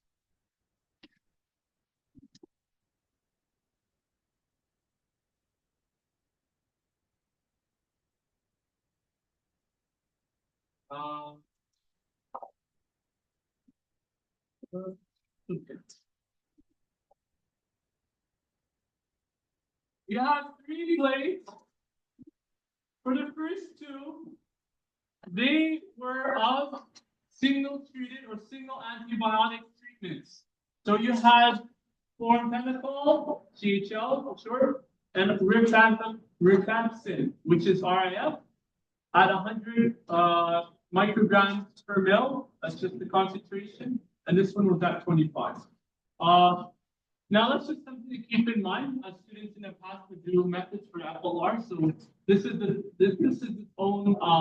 It's not for your FLR. The plaque assay is what you need to focus on. But the point is, you did 1 spread smear, meaning you used that swab to essentially make smears, right, on your plate for each singly treated antibiotic. One was of HT99. I'm just going to place on the other side to make it accurate. And the other was of your oxytrophic bacteria, which is J53R. Oxytrophic means that it has limitations with the nutrients in which it's able to survive or propagate, so it's pretty much limited to the lab arena or setting. So HT99 was the other one. And so I just want you guys to appreciate and see, okay, do you see smears following both swabs across your antibiotics for the first 2 plates? That's number 1. So observation, record observation. Do you see smears for either of them, right? And don't worry about my annotation, see what you observe. The third, and that's for the first 2 plates. The third plate, the one that we did following incubation for 2 hours, was essentially of HT99 with J53R. Remember, as you can see from your own plates, hopefully, by the way, all of you, can you see the perfect, okay, the board? Perfect. So what I want you guys to understand is the following. Conjugation exists between plasmids that pass from one bacterium to another, right? HT99 some species, J53R is another. Both have resistance to certain antibiotics. So keep that in mind. Following their incubation together, right? We added 0.1 mils, HT99, 0.9 mils of J53R. The thing that you want to keep in mind is that you would have done this for 1 to 2 hours at 37 degrees. And for conjugation to exist successfully, you would expect to see the donor bacterium to give the recipient one of the antibiotic plasmids or genes. And so what you should see on your final doubly treated antibiotic plate is the growth of colonies. Isolated colonies, just like this. Because you would have spreaded them like using the L rod, like pottery, right? You're smearing them around through spread plating. And so if you don't see this, actually, let's just say, hopefully everyone understands this for conjugation. Any questions? Questions? Even for street plating? Oh, yes, Tom? You see no colonies, what does that mean? Perfect. So that's my second point. Observations are for all three, generally speaking, in that you have a smear, a spread, a one-drop spread is what it was called in your methods. One-drop spread for the first two plates, right? So compare and be able to deduce, following detailed bigger caption for all three, what you expect, or what can you conclude based on each bacterium. Which one is chlorphenicol resistant, which one's vancomycin or rifampicin resistant. The second point is obscurities, right? Because you have observations and then you have your expectations. Did what you see actually occur? If not, why not? And that's pretty much what you often ask for your lab exam. So just think about that for a moment, because it translates to what you need to do. So in this lab, if you don't see isolated colonies, or if you see a smear, that's okay. It may have been that you added in too much, but the point is that you should see signs of growth. If you don't, there's three different ideas what could happen. One is you could have not resuspended your bacterium, because remember, after 2 hours, you would have just settled down to the end like a pellet, right? So you need to resuspend as we were trying to do today for generation time. Also, don't forget that you would have done that for your incubations as well. For today, for the viable counts. That apparently, one of the concerns is resuspension. Expectations, or let's say limitation. If you don't see any of the expected results of growth, as I talked about earlier. One is, did you resuspend? Or resuspend well? Other point is if yes, if you added in the right volumes, correct volumes. I know one group had to add additional. I know which group it is, but that's okay, because even based on that, you likely would have seen a large smear. If you don't, and this is the other option, because obviously there's specific ratios. So if you add 0.9 mils and 0.1 mils of the wrong bacterium, then you're not going to see successful conjugation, because the donor, generally speaking, is lower in concentration than with regards to the recipient. And this is done in different ways across molecular biology. But if you have, just bear in mind that you're following the right ratio. So the second point is the correct volumes. The third one is, as we talked about multiple times today, consider aseptic technique, especially with your L rod. Why do I say this? Because if you are a bit too quick, or if you maybe just added in just 90% ethanol, then went straight in, smear or spread your bacterium, you likely are killing them before they can even incubate, right? So think about that. Those are three different concerns as to why there may be unsuccessful growth. And nonetheless, see what you are able to based on the results that you have from the other two plates. They serve as reminders for yourself of how well you're preparing for today's lab and any other labs in the past. And hopefully you'll come to appreciate the different techniques and how you can integrate them to other exercises and practicals. Any questions regarding conjugation? No? Am I a bit too quick? Am I like, are you guys able to with what I'm saying or no? Is it good? That's okay. That's okay. I need to share other things as well. Many of you are likely near the 90-minute mark. Am I right? 60, 60, 60, 60, 60, 60. Continue going as you are. Inshallah, we have good amount of time actually, but I'm going to go over the rest of today's practical for the exercises. So folks, just try to have a member of your group paying attention because there's still some more important details. Yes. Time for the down there.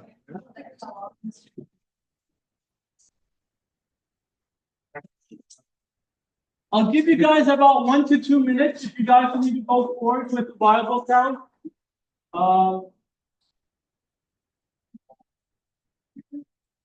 It's down there. Where the number 3 is, look on the right, and you'll see blue at the number 16. Someone wants to right there, on the right, on the right. That's your, that's the grid that you're going to use. Just take out 250 micrometers, which is P1000. Or yeah, I would recommend that with 5 lectures that you have to go. That's you can grab everything you need.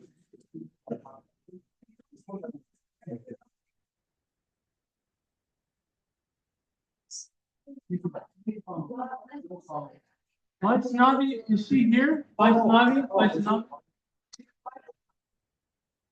Okay.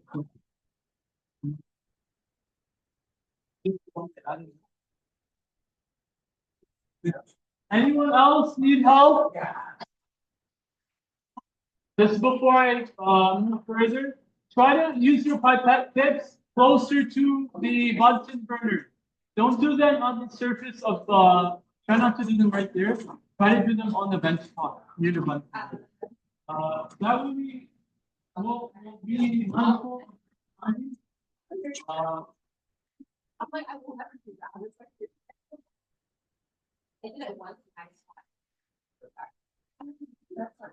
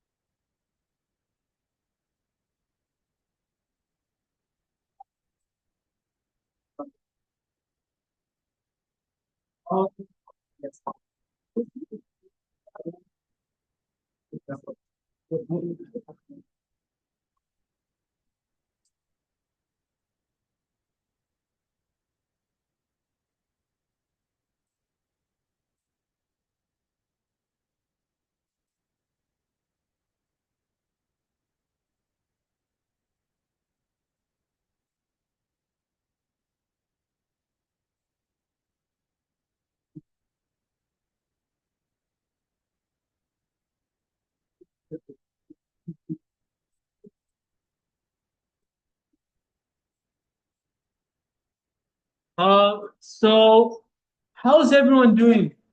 Have you all been able to see your streak plates, the ones for conjugation as well? Have you been able to take photos, record observations in your lab notebook?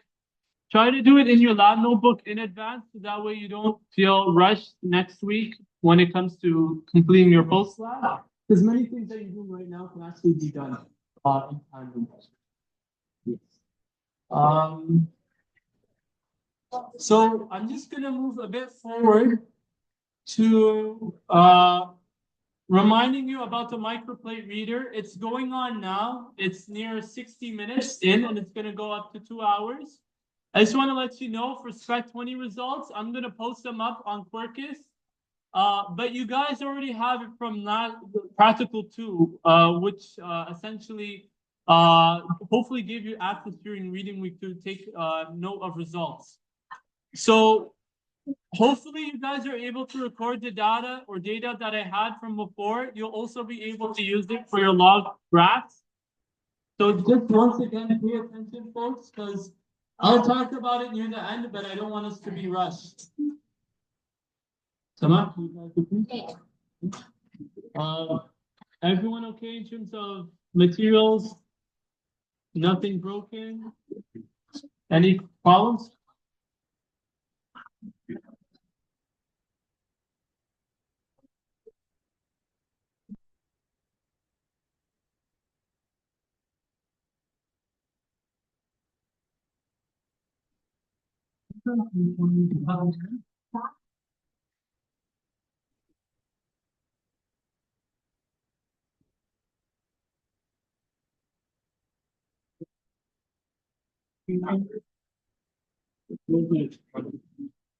Um,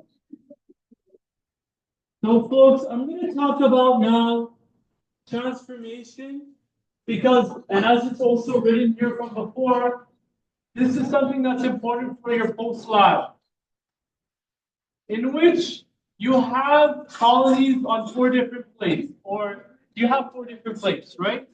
You have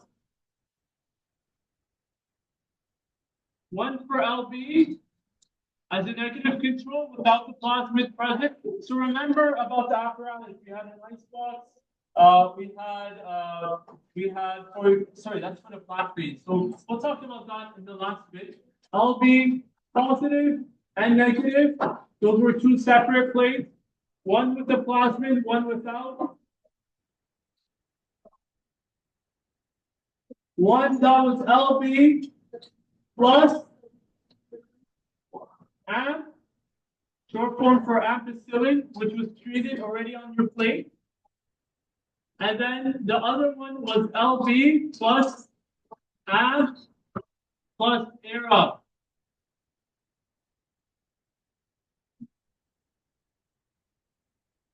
I'm just going to show it on the slide as well because I want you to be able to understand this concept from the past.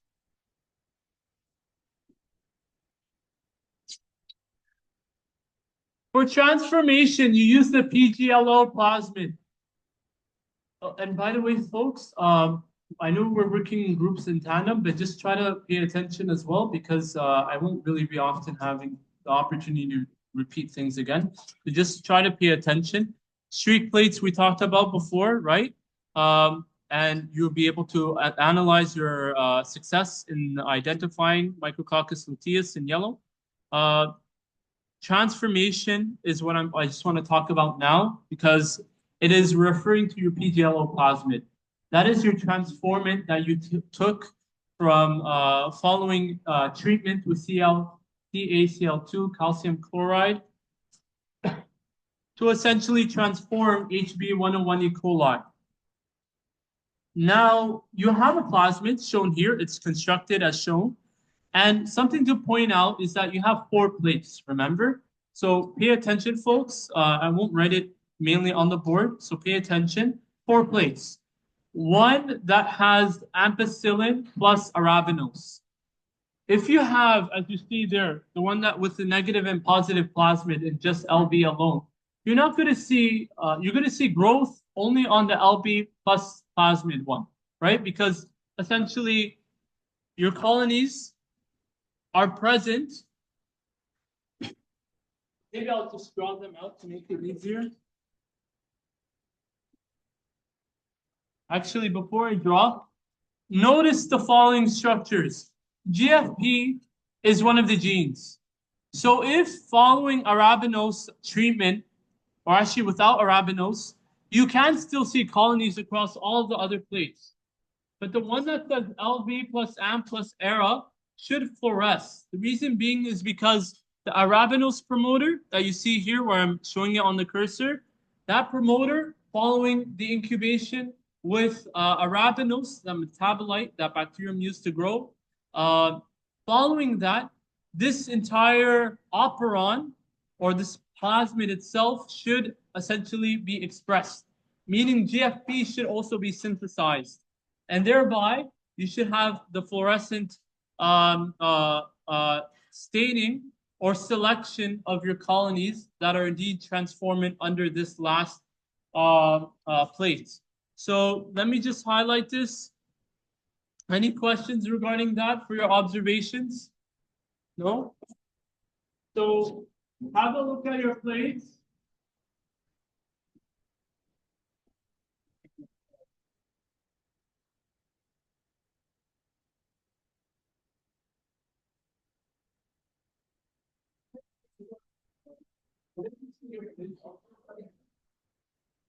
So I'm just going to write it down. You guys can focus on your work in the meantime.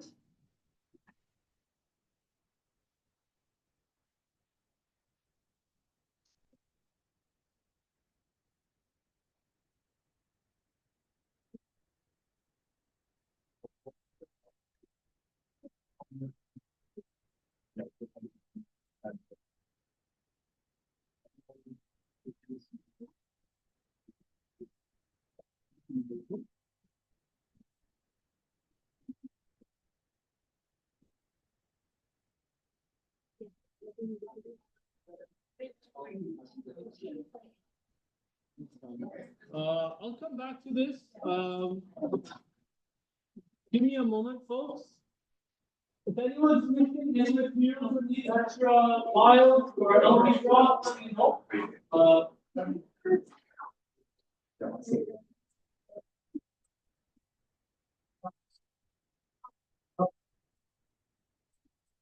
Computer always costs money. There's more.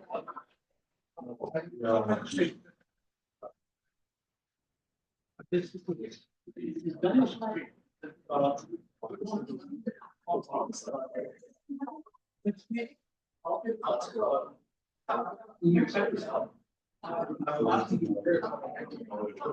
It's really it's a small rectangular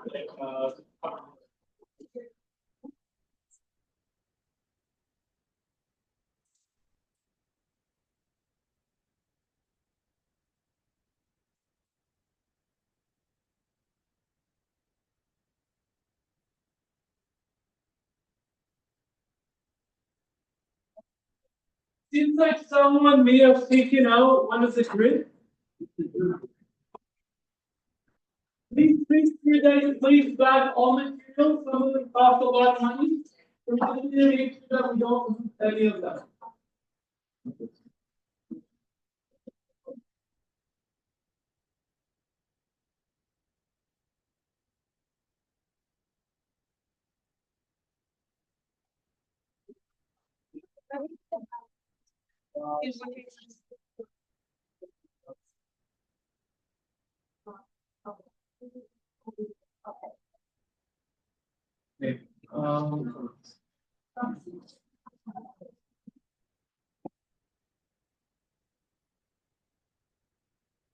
Alta, can I see your plates once again?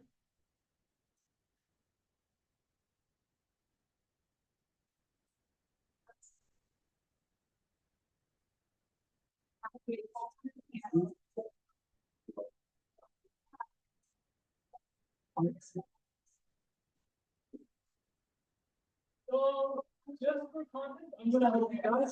This is something that's missing out that I don't want you guys. I don't want the entire it's just one flavor, and you wait for that PowerPoint to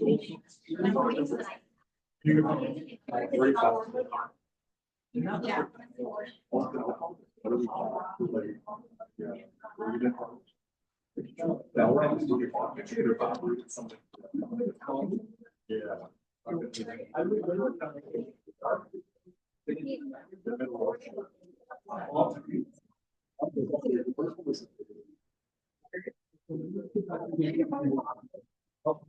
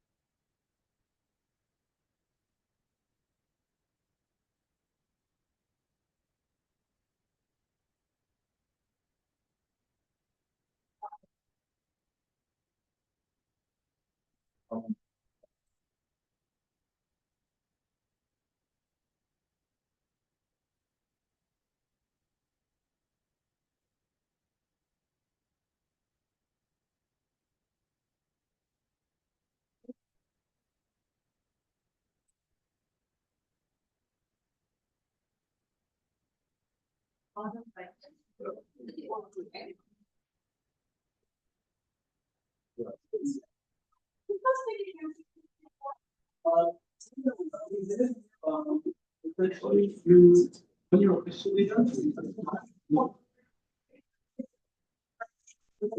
I'll talk about this because pretty much it will allow for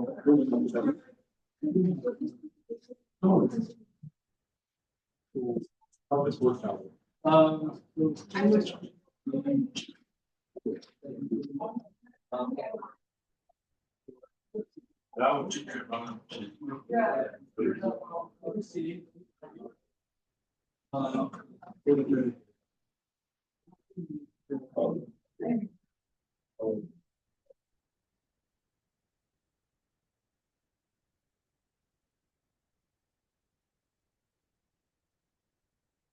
on that side.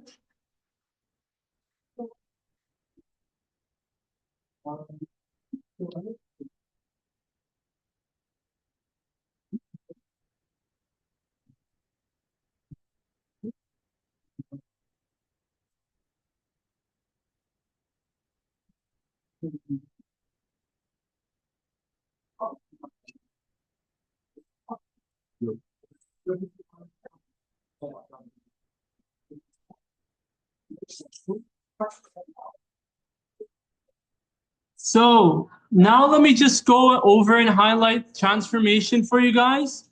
So I said this earlier about the plasmid. You see it right here. And so I'm going to draw out what you would have expected. Because the smear that we saw earlier, or LB minus your negative control without the plasmid, should be like this. Like a smear pretty much, right? You would have done the spread plating technique, so you would have seen a large smear. Whereas for the LB,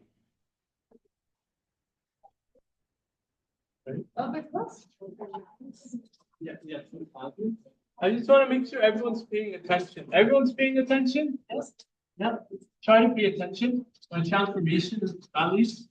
Now for your LB positive with the plasmid, you'd also see colonies. Let me just draw this with another color. So nonetheless, the idea is that you have LB positive, you see colonies. You see colonies across all of them. But the difference is the only one that's going to fluoresce is going to be this one right here, or that's what you would expect. So if I were to look at this under the UV, you should see UV through UV or with UV green colonies. And I'll ask if each group can give out to me their last treated place for transformation, so I can look at it under the UV and see if we actually see green colonies. If we don't, this is so talk about this once again for your results. Detailed figure captions, right? Point 1, observations. You see what you observed. If you don't see colonies, that could suggest many, like one of the few things that I talked about. Either it could be that you actually had the L rod that was overheated and it would have killed your bacteria. It could also be the 90% ethanol. And so that's something that you want to keep in mind. The second point is the limitations, remember, right? So talk about what we've discussed thus far, similar to conjugation, the volumes, right? Because it's fixated volumes that you need to use, the calcium chloride, right, of the plasmid, right? So bear that in mind. Volume is often one of the ones. I talked about also aseptic technique earlier, or let's say contamination. Because you may also see, just like for Amludius, different other colonies that are growing in obscurely. And that's also something to point out for everyone. For aseptic technique of your plates, make sure that you're letting them dry, but close by to the Bunsen burner. Many of you have already had them dry, which is great, but make sure that there's two contrasts here. One is that you're letting them be close by to the Bunsen burner to reduce any cross-contamination. And that on the second note, your L rod is not too hot. So that way you don't actually kill any of your bacteria on your plate. So bear that in mind.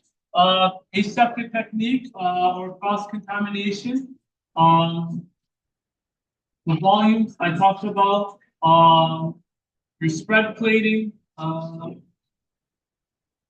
So in the meantime, you could start actually placing your LB era ampicillin treated plates, just that one for each group, down on that side where the UV lamp is. So the UV lamp is right around there, pretty much here. You guys can bring your plates. Just one plate per group for transformation, the LB era ampicillin treated plate. And then you should be able to go further with today's exercise. I'll talk about direct count now, because some of you are already at the 90-minute mark. So you guys are doing well in terms of just progress. One of the lab techs asked me where you guys are, and you guys are performing well.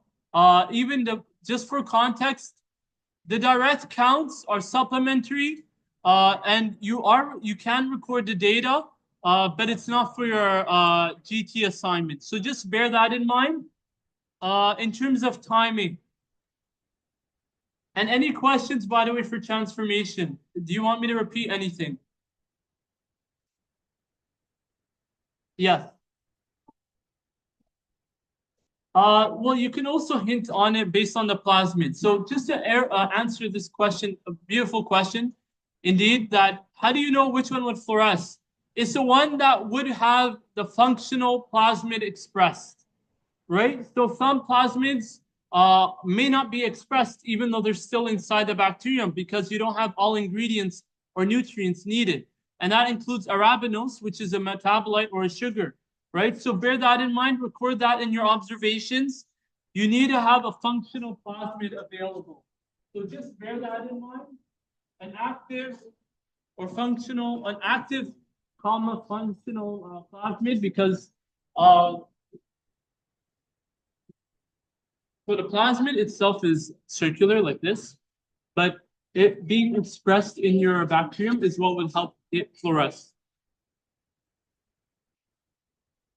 Okay, that's perfect.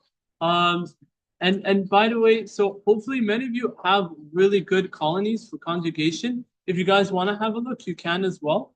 But the point is that for transformation, only this one is going to fluoresce. I know it's in black, but understand that only this one is going to fluoresce. So based on what we see under the UV, let's see if we're able to conclude the same results or observations to make note of our conclusions. Highlight if you have a functional pGLO or transformant plasmid activated or expressed. Let's say expressed, so that way you're understanding that you need the following. Ampicillin, that requires ampicillin, right? Because it's a selectable marker such that only colonies, not those that could be cross-contaminated, but only colonies that essentially are able to be resistant in that plate that has been treated with ampicillin would actually grow. So only those that are present here should be resistant, likewise here. But these ones could be any colonies. It could even be cross-contaminated. So bear in mind the quality of your plates. And that could be part of number one.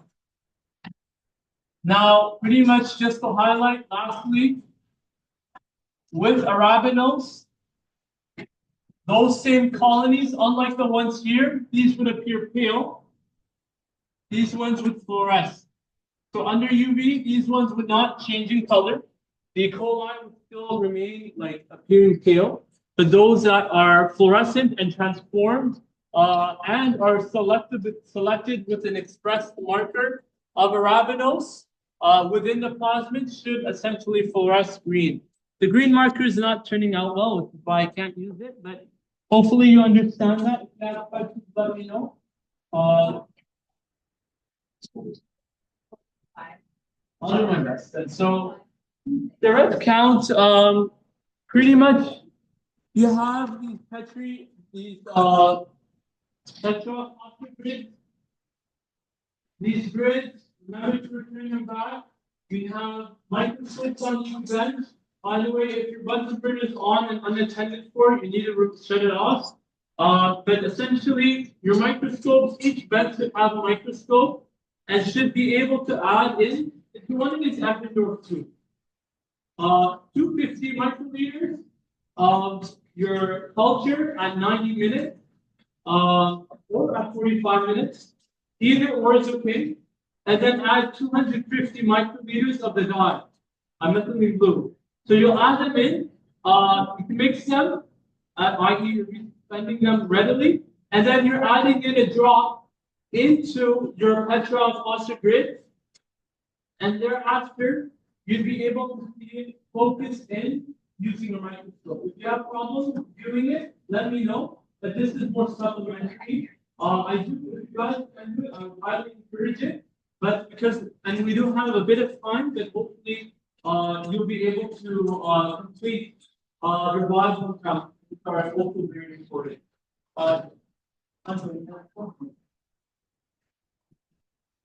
Any other questions? Well,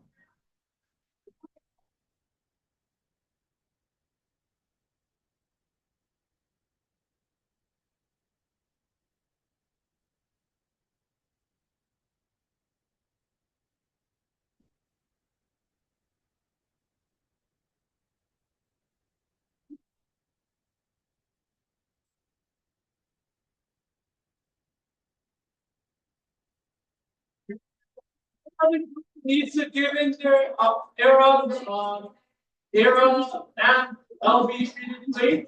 If you haven't, please bring it up to the front. We need one more.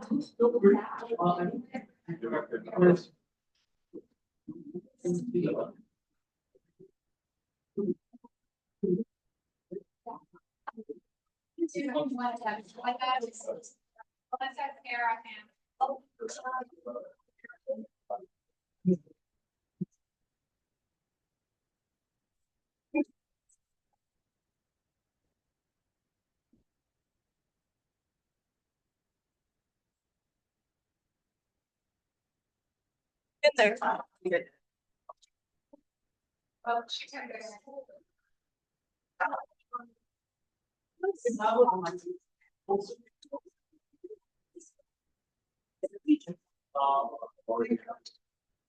Anyone else okay? There was a question. Any other questions? Yeah, I guess. There's one. If you guys want to come, you can. You will, but I'll already use the observation. To make it easier. I want you guys to be, I don't want to distract you guys. I'll leave this right now. And for the direct count, very simple. This is what you looking under the microscope and being able to identify how many colonies you see in that grid. It's also labeled here. So if you guys need help, have a look at the grid, the board on this side, on the right hand side. You can mix and look at 10x all the way down to 40x, and you should be able to see the number of colonies and make a note of the calculations that you see here. I didn't mention one other thing. Transformation, you're doing a formula for efficiency. That is the number of transformants. I think I mentioned this on Quirkus. The number of colonies you see in your last plate. Please pay attention, folks. Both plates you could technically do it, but the number of transformants divided by the concentration of pGLO, your plasmid, your transformant plasmid, because it's an index of the number of colonies over the concentration of your plasmid that you use for transformation. The concentration, let's see. Let me correct. Hopefully, let me know. Anyone who heard another value, This is the correct value, 0.005 micrograms per microliter. That is the concentration. So let's say you see, and you can account for the volume that you added in based on the lab manual, to multiply by the volume. I add that as an extra bonus, but if you guys don't want to, it's okay. The point is number of colonies divided by 0.005, and then you should be able to get your efficiency, meaning the number of colonies that you would eventually get per microgram of your plasmid. And so that's what you want to keep in mind. It is essentially the number of colonies. Let's say as an example, I don't want to. Okay, let's just say the units would be.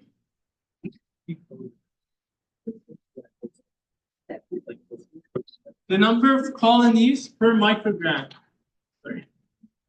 Really appreciate it. So think about this, can even connect to microbiology, but also medicine.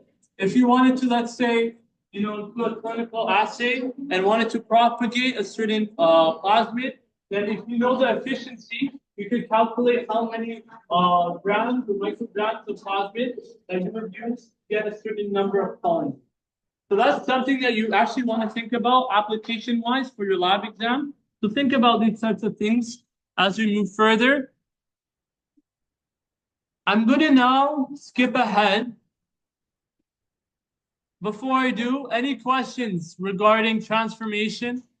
Pretty much this is your post-lab work. All three of them are your post-lab. Remember your figures, detailed descriptions, and your calculations for the transformation. Your figures as well for your plates, and your results, and incorporating that for your discussion for your post-lab, as well as any unanswered questions from the slides and manual. That includes weeks 4 to 5. And then the last part is your plaque assay. Before I move to the plaque assay, I want to make sure I answer any outstanding questions for your GT, i.e. like your viable counts. So anyone having problems, difficulties, if you're done with the direct counts, you can bring back your slides cleaned up. I would say with 70% ethanol, and then placing it back with the grid into with the Kim wipe, cleaning them off to the front of the middle bench. So bring it back to the middle bench when you're done. And there are instructions here, but I just want to make sure anyone having other problems. Are we good at 90 minutes? Are we, raise your hand if you're at 90 minutes. 90 minutes? 60? 60 or 90? Okay, and you guys are from 90? Okay, keep it up, you guys. Keep it up. You guys are doing great. MashaAllah. Keep it up. I'll say for comparison, you guys did better than my first practical for reading week, prior to reading week. So keep it up, you guys. Perhaps, working well in coordination based on what we're sharing now, you guys are able to hopefully for, understanding the concepts for the post lab and for your FLR, able to succeed and get stellar grades. Any final questions before I move to the plaque assay?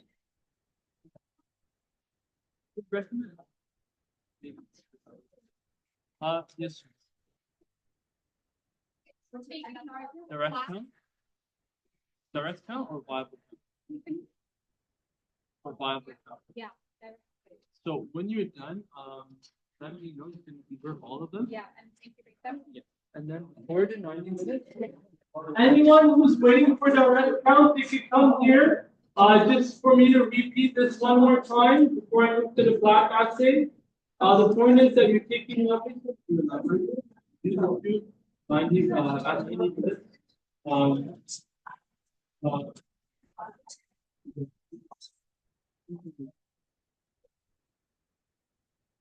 what? Take out the 90, take it out of the plant assay is also something that's Yeah, no problem.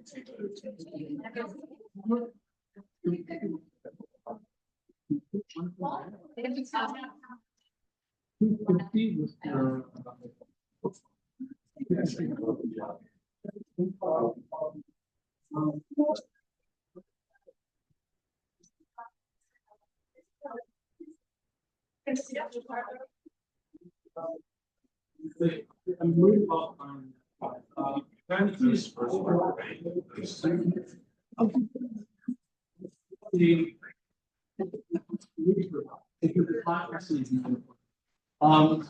Plaque assay, folks.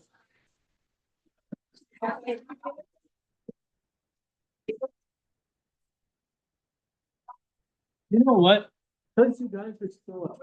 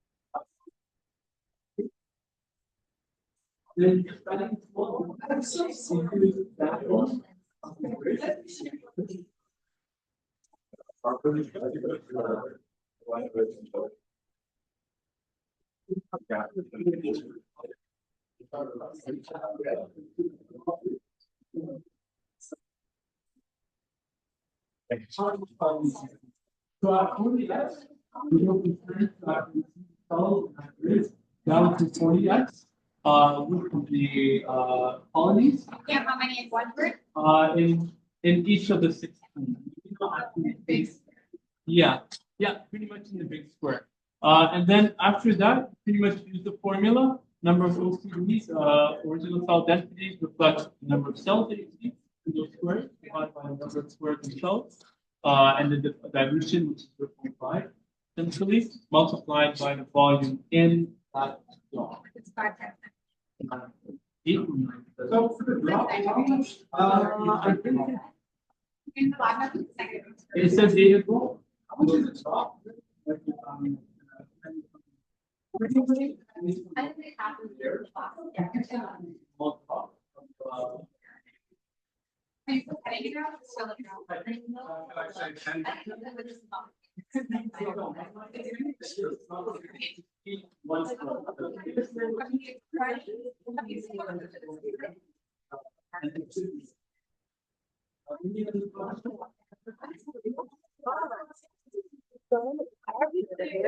Yep. Bought it when you were.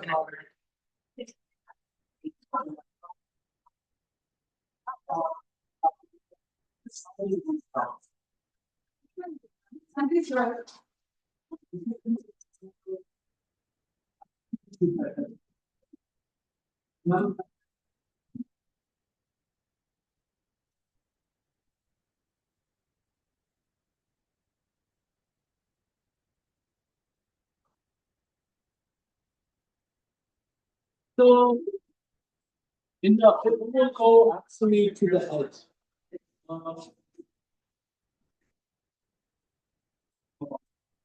One moment, folks. I just want to go back to that slide. Remember that you could fill in the table that you see for exercise 3 for transformation here. Hopefully, everyone has placed in their plates. And hopefully, you've answered the questions from before reading week. Now, to answer the following.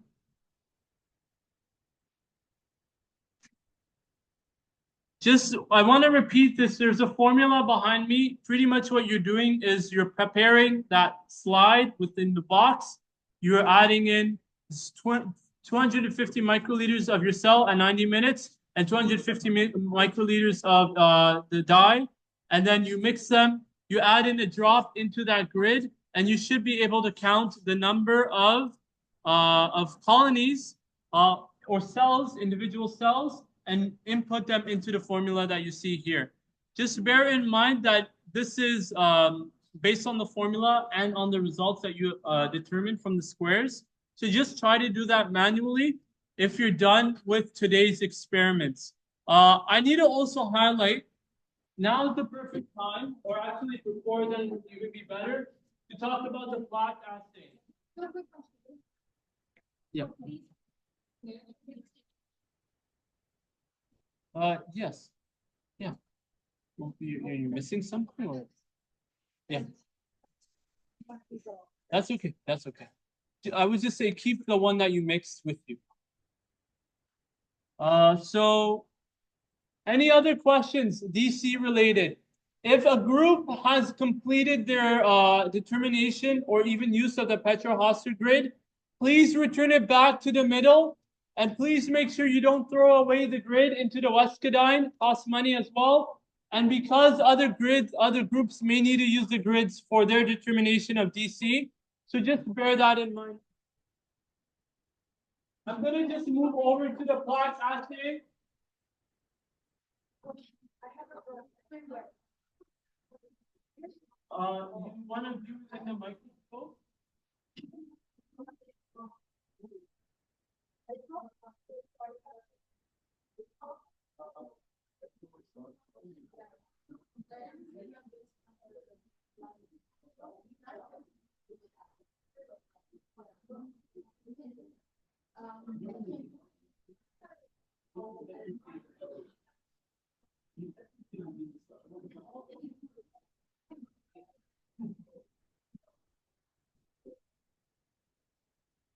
So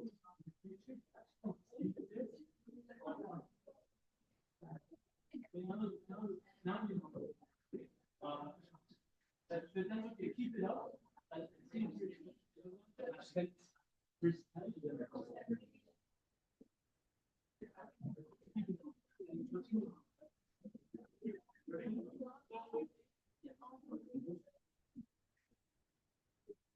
Yes.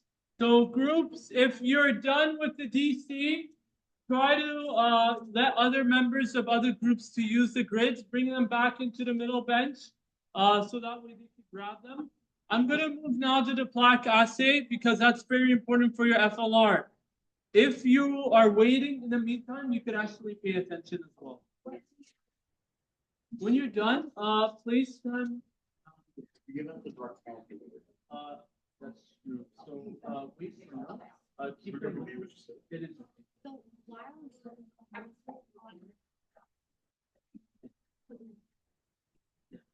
Just keep your timer because it's technically over 9 minutes, right? Yeah. Keep it. It's okay. Did you, by the way, bring it back there or no? No, you're still distracted with trying to fix the whole stuff. That's okay.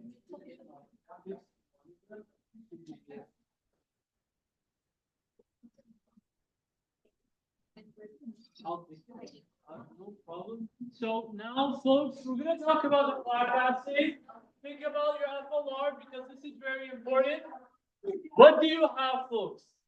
I want to make it a bit interactive. What plates do you have? I've talked about many plates, many results, and details that you need for the other exercises for your post lab. What do you need for the plaque assay? What do you have in front of you? And you want to see a plate? Yes. What else? What else? What do you do?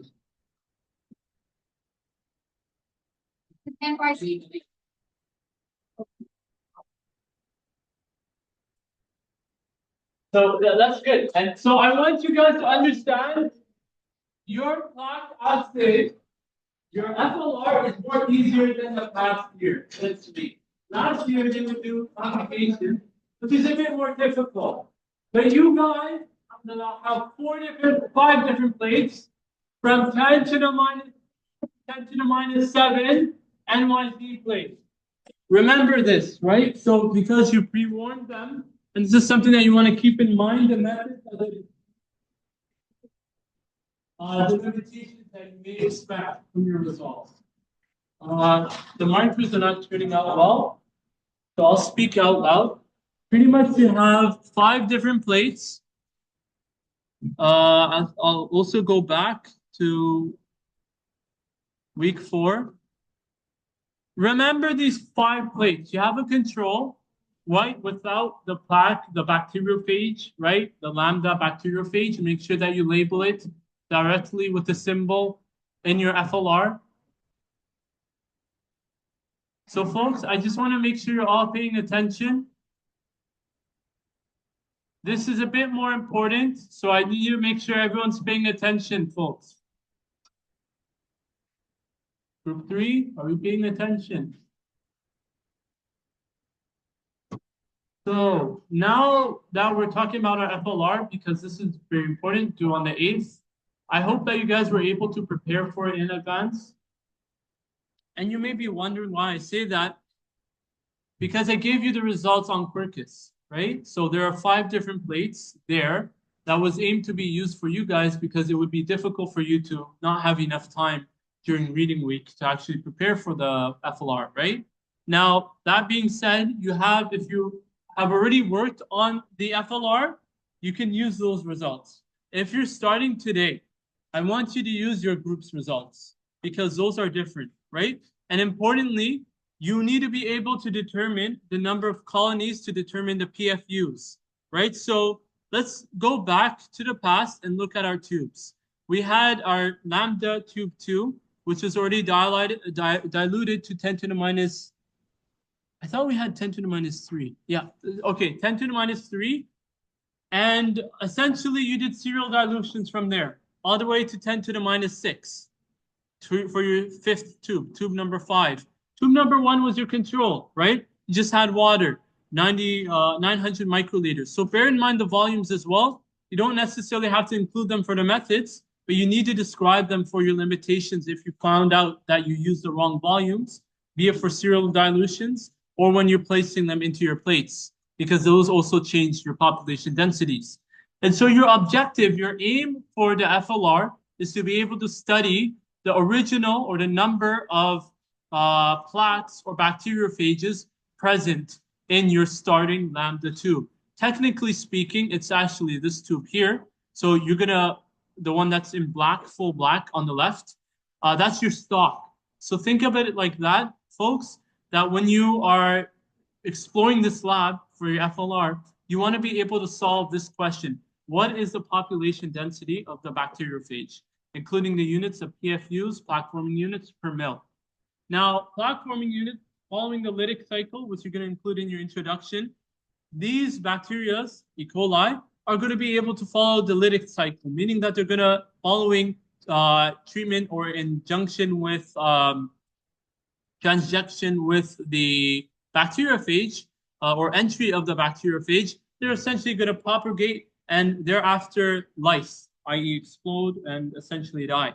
So the idea is that what you're seeing, unlike your previous plates, which is why I want you to pay close attention, unlike your previous plates that have essentially colonies visible as dots or speckles, you're seeing the contrast, essentially a full smear with dots or holes in between. Those are your PFUs or your plaques essentially that you're going to use to determine your original PFU. So if let's say you have a plate like this at 10 to the minus 5, because the starting cube that you took it out of was at 10 to the minus 4, which is plate C. So this is a good example. If you want to look at your group's plates, have a look at plate C. I'm going to ask group 3. Give me the number of colonies that you have at 10 to the minus 5. Plate C. 204? Just the number of colonies. 242? Perfect. So you have, let's say, for example, from all of your plates, look at all of your plates. You have plates, the markers are not working. So pay attention. If I find words, I'll let you know. But let's even use this for example. You have more plates to look at, and if you can't see, come a bit closer. You can stand up if you need to. But the point is that you have 5 different plates. You have your control, doesn't have any plaques, meaning you should see a full smear, right? because there isn't any bacteriophages that would undergo the lytic cycle for your E. coli, or the E. coli wouldn't undergo accordingly the lytic cycle. So they wouldn't lyse. And so you have plates B, C, D, and E that essentially are dilutants of your bacteriophage, meaning eventually as you go down from plates B to E, you should see fewer and fewer plaques. And as you do so, try to count for the colonies that are between 30 and 300. So that way you'll be able to calculate the number of PFUs for your original population density of the bacteriophage, i.e. the lambda phage. That's where your results come in. Any questions regarding that? By the way, hopefully if you're paying attention, I shouldn't see folks using their phones.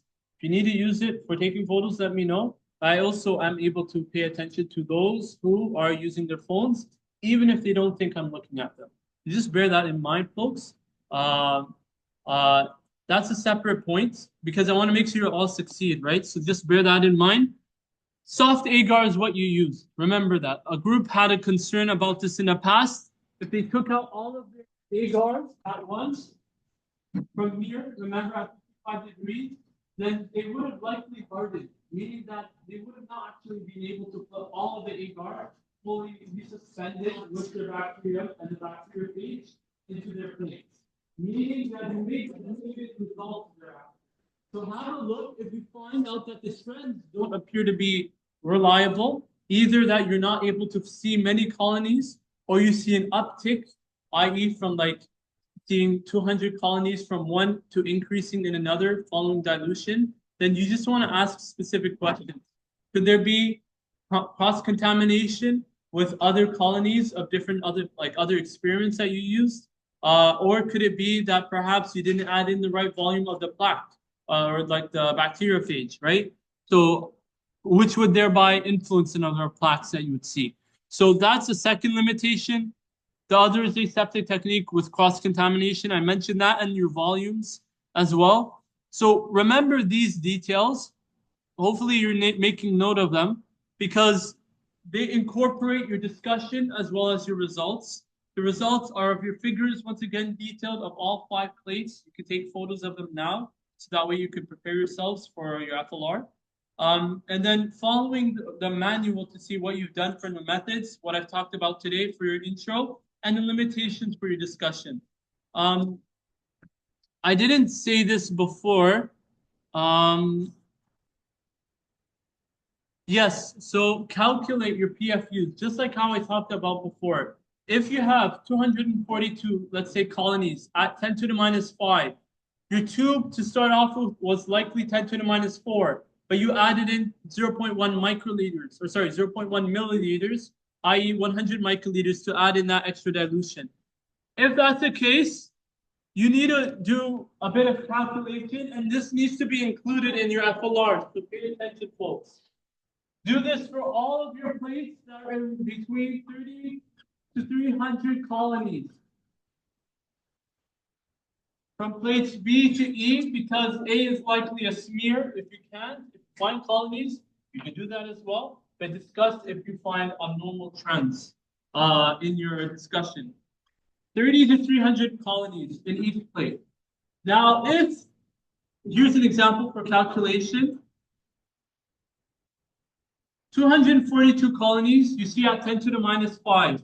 You're essentially dividing by 10 to the minus 5, which is 10 to times 10 to the positive 5, which is going to be 24 million, or 2.42 times 10 to the power of 7 PFUs. Remember the units, not PFUs or other like GFUs or other acronyms. These are PFUs for your plaque. Those are your holes. So remember, if this was your, let's say these were your colonies, if this was your colonial smear, these are your PFUs, and these are just 6, which are too few to count. But if you had 242 of those holes, then that's where you're multiplying by the final dilution factor to get the total number of PFUs. You do that for all of your plates that are within this range. When you repeat that process, you're going to get 4 different values.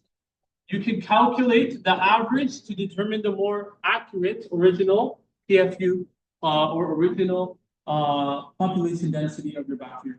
Yes.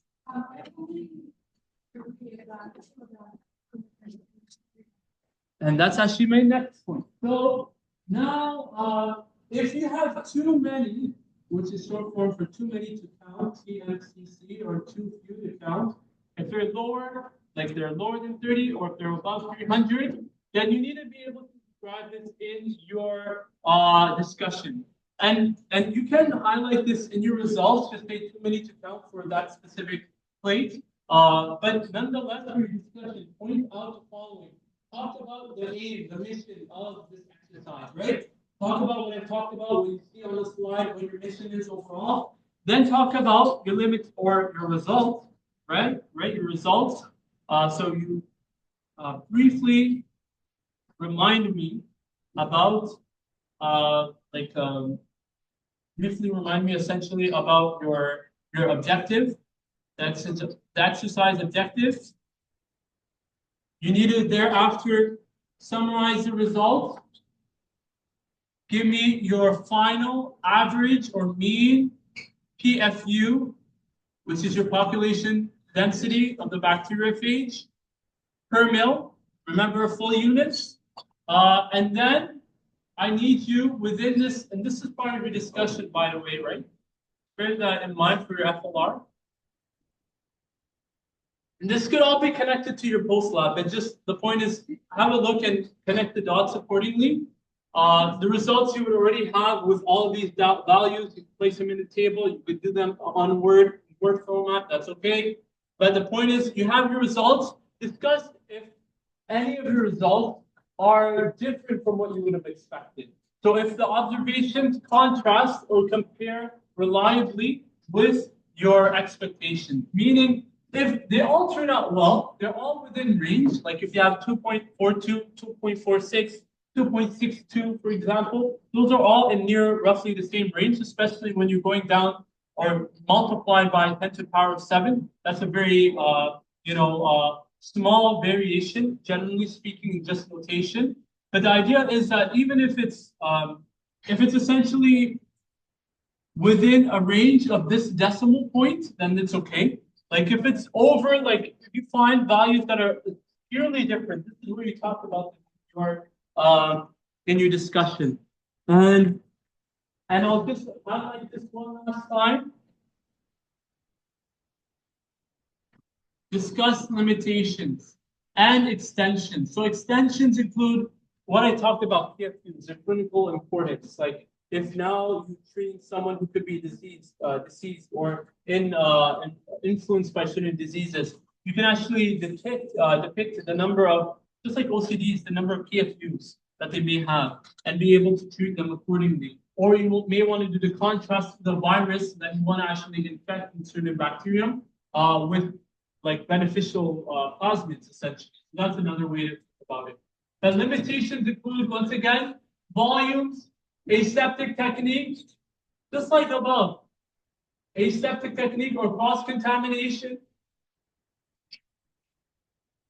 And can anyone think of one last one? Think of all the factors that come into play. You have serial dilutions, for example. If you made a mistake, you didn't add the right volume in one place or into another or into the state itself. That's something that you have to take into account. The last one, or one that I really want us to highlight, is just the methods overall and your preparation for the different assays, for the different tubes that you use. So, of course, flaming the tubes, keeping the dishes close by, reducing cross-contamination is key, also for the volumes as well. But even, for example, let's say you didn't use the right bacterium, right? Based on the ones that I gave you. Let's say you use the one for H3 then you may not always see the results that you may reflect across everyone else from today's practical. Some values may vary accordingly, and so you just want to be careful and mindful or cognizant of those results accordingly. I'm going to answer questions in just a moment. I need to see everyone's value or their success in transformation, and then we should call it a day.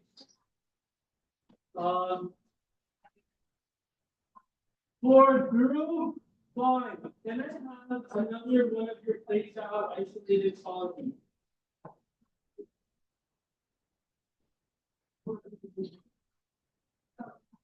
So I'm filling on, I'm trying to see if I can see any of your states under UV.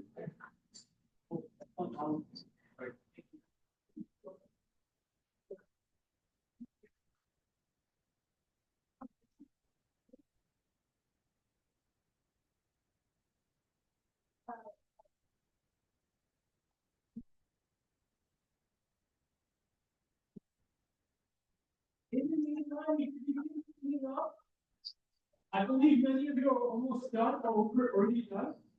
It is right.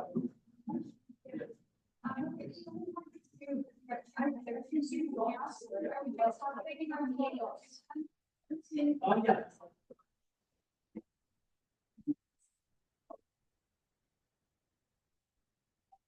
So, I would say we may clean it up by placing, actually, just clean up everything with the Bunsen burners and the Alvarez and everything that you from that end. The plates itself, leave them on your benches, and I'll tell you what you need to do and answer your final questions there. I just want to confirm something for your quality.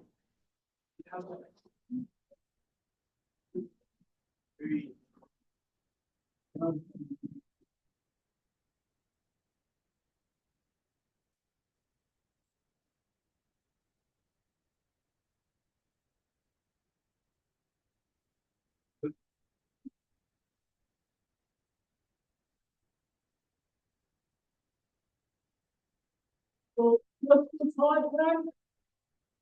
6, 3, 1. Sorry. You, your plate have green colonies. You get time.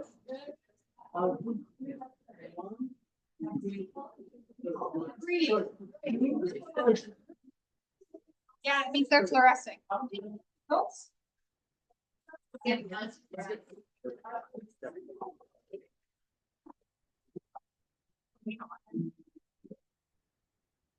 Wait.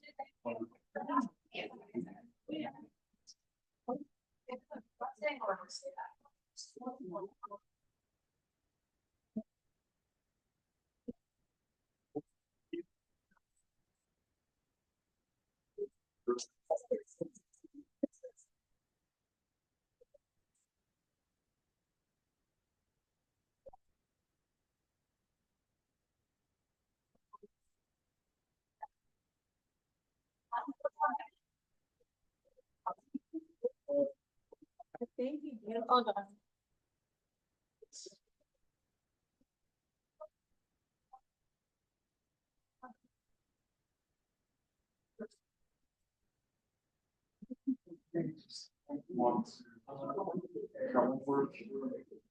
See that? I'm so sorry for you.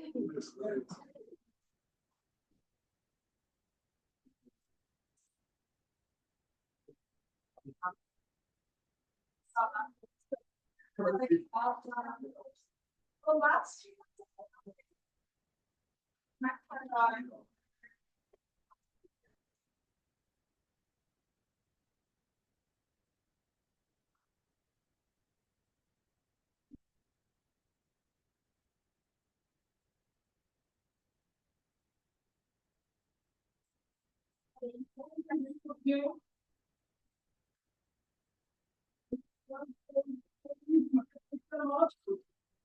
For the era for Abatilin, oregano, for the LB plates, you can take them back to your benches.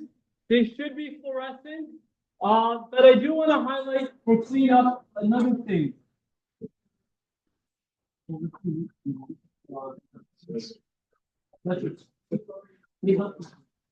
No problem. Before we leave, folks, so let me just tell you what you need to do for the rest of today. You clean up your benches, yes? For your plates, this is what you need to do. you have 12, right? Three for each time point. You need to have them all taped and essentially placed together, so that way I could place them into the incubator for you guys. As a tape them individually. Sorry, tape each time point separately, so that way they're in trios.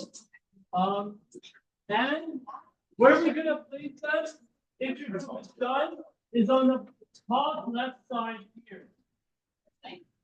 That's all. In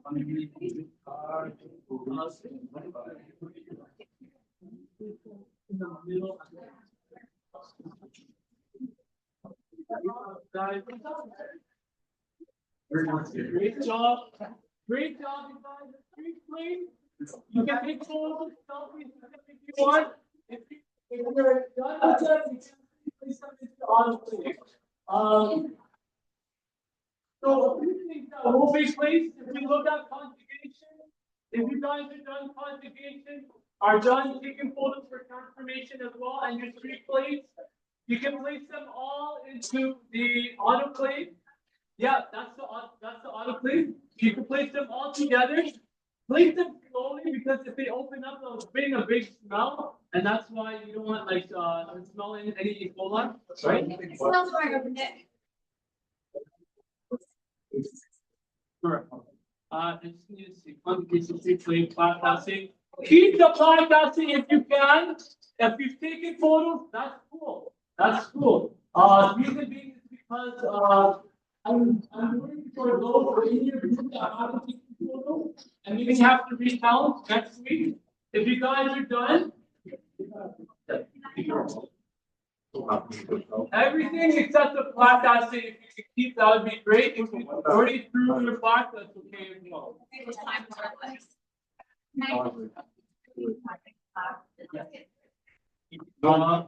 Just before you do, can you wait? We don't want to ask people maybe before. Yeah.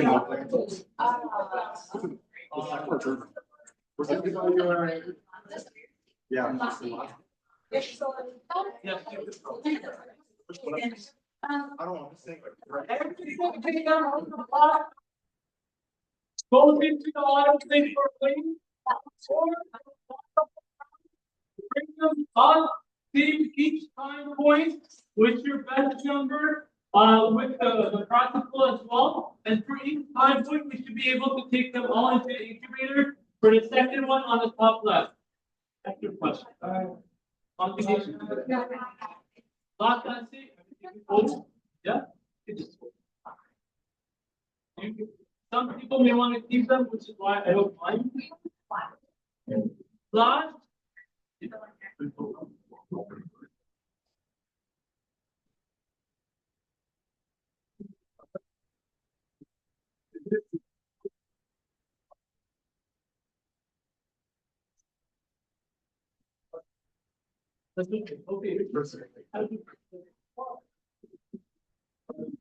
Okay. You have 9 units. Yeah. You place it.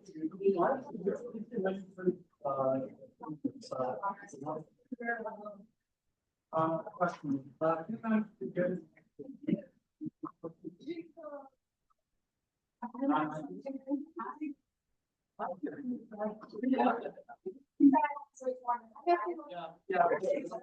I don't know. Did you work? Okay.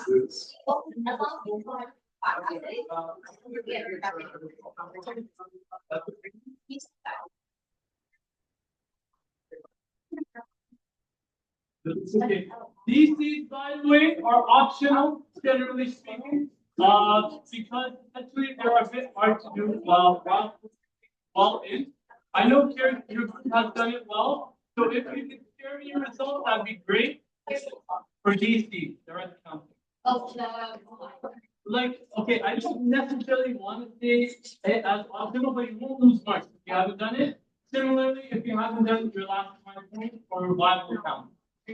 I will highlight the last few bits of the microplane reader. I'm going to share the results on purpose. Have a look continuously on your inbox for any updates from myself. Make sure you clean up your bench. Plates go into the autoclave. Your pipette tip as well as the glass pipette go with the transfer pipette into the muscadine. That's the tubes. As the tubes, when they're done, they can be placed into the muscadine as well. Let's see. Rods are placed down here. Place in this, if you can, into this container here. Liquid rods can be placed into the basket here. Any other? There's one more material, and then I'll help you. You don't see these rods. There's already rods available here. You can place them all into a single rod. All the separation.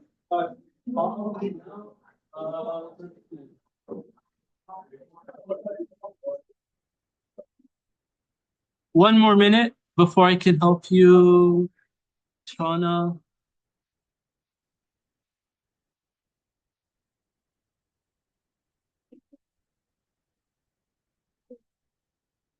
That's okay. If you haven't sent it to me over email, yes. Yes, yes.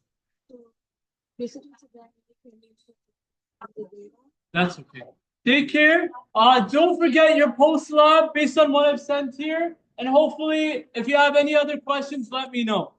Take care. Have an amazing day. If you haven't shown me your lab notebook, also show it to me. Any plates for today, you can place them on the top left shelf of the second incubator. No worries, you're not losing anything. Okay, and also can I disclose? If you've taken photos, into the office. One more question. For the echo, all this for material documentation. Oh, it's just a Yes. Oh, and lastly, make sure you're doing the hydrophosphorus. That was one of my final points. Make sure that you're doing everything back to the middle end of today, including the liquid rods. You can either return it here or down with the pipette that's down here actually. Okay, so we're doing everything back to where they were. Microscopes go back into the conduits from before. Those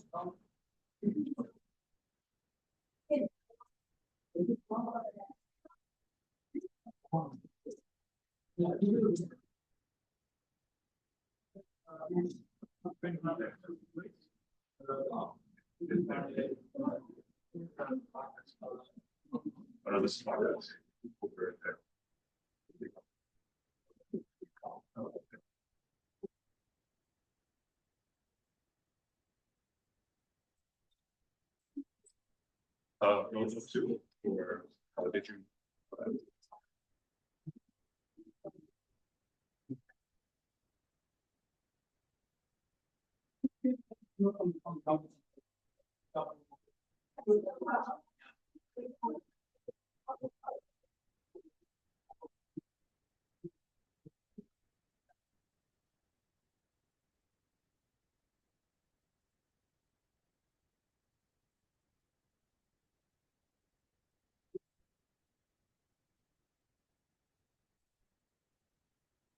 Good study.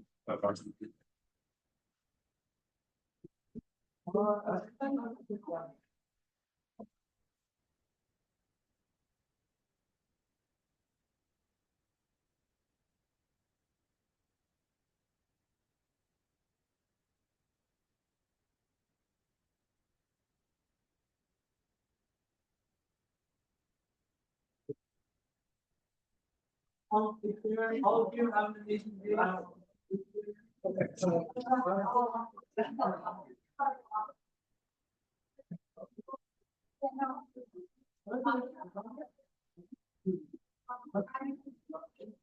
one that you gave today?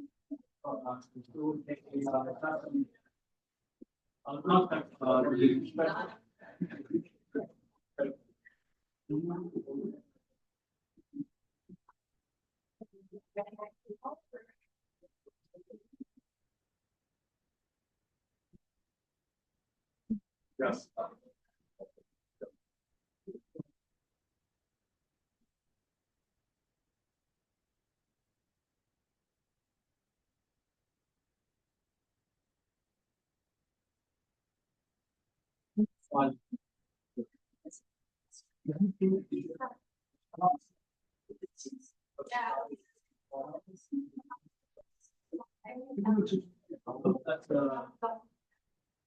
That's fine then. The question.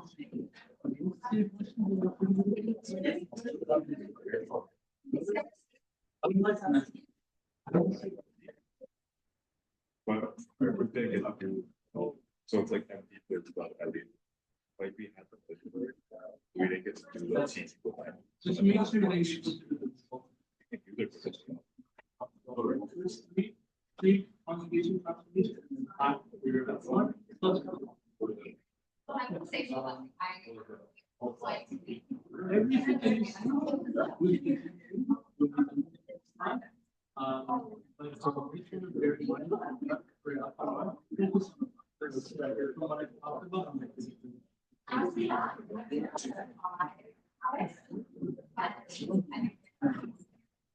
Here's the best. Oh, this one. NYC. Yeah. No, I think it's in there, but I want to put it there.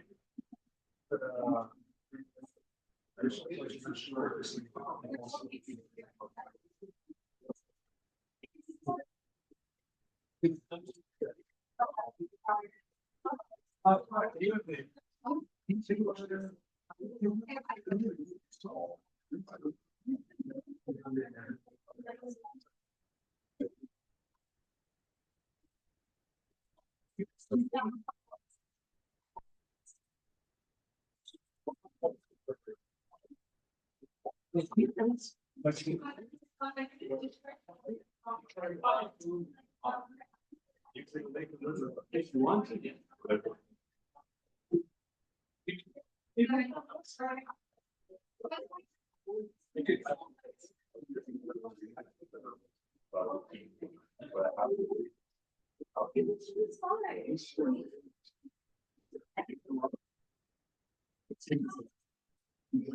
that would make sense, right? The first one.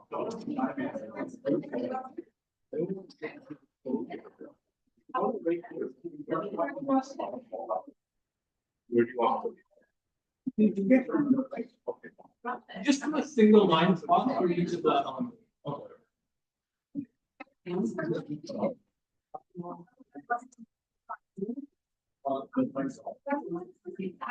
Oh, I didn't decide.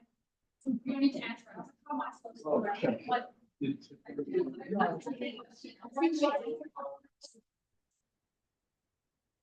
Yeah. I can make it feel bad. water that would yeah.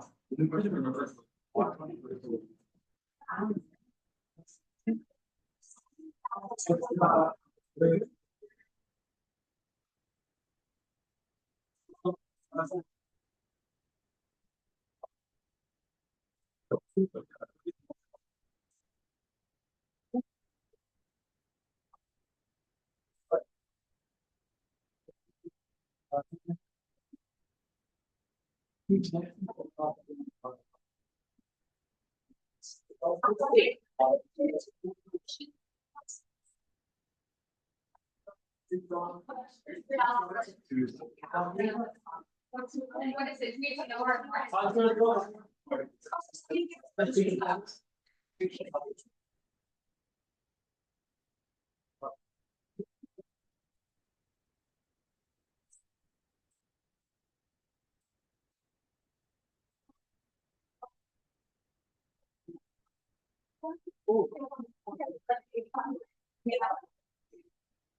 Yes.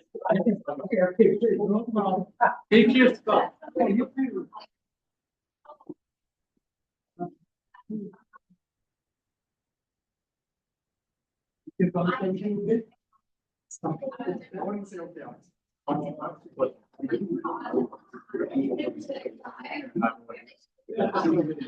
Yeah.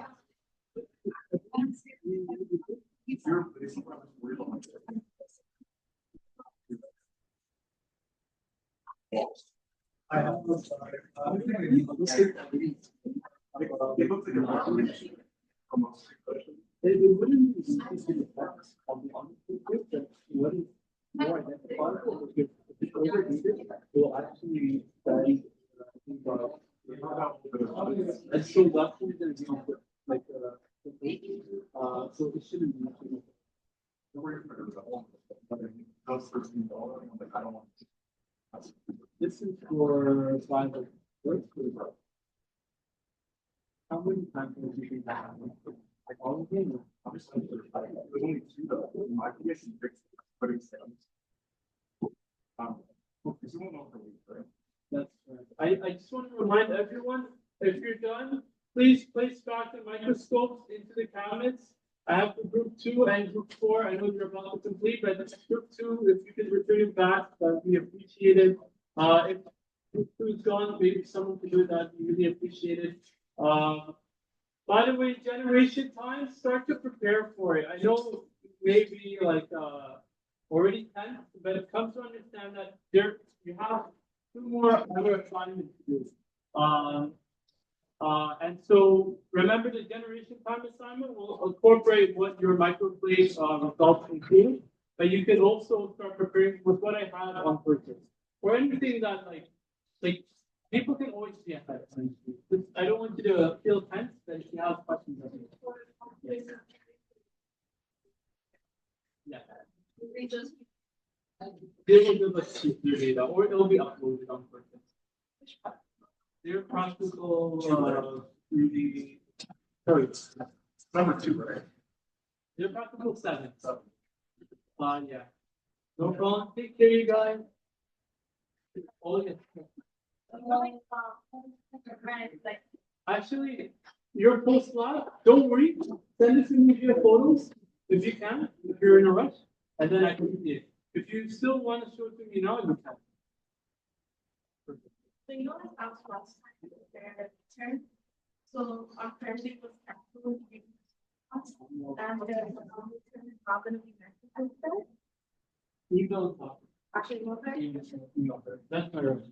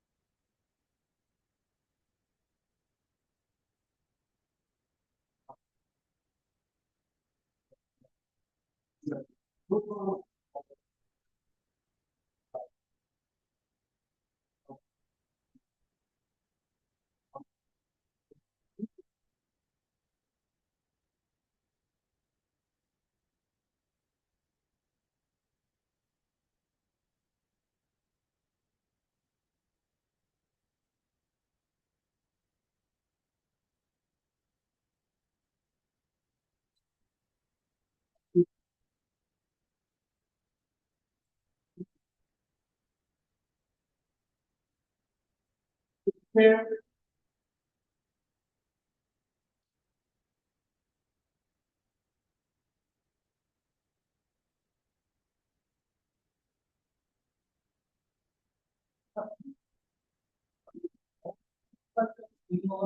Or is that just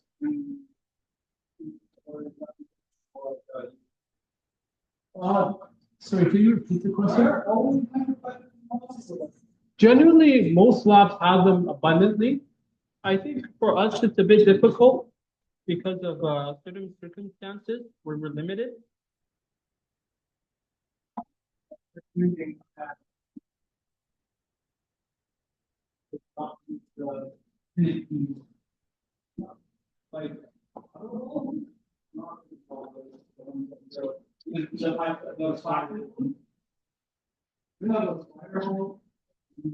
Yeah.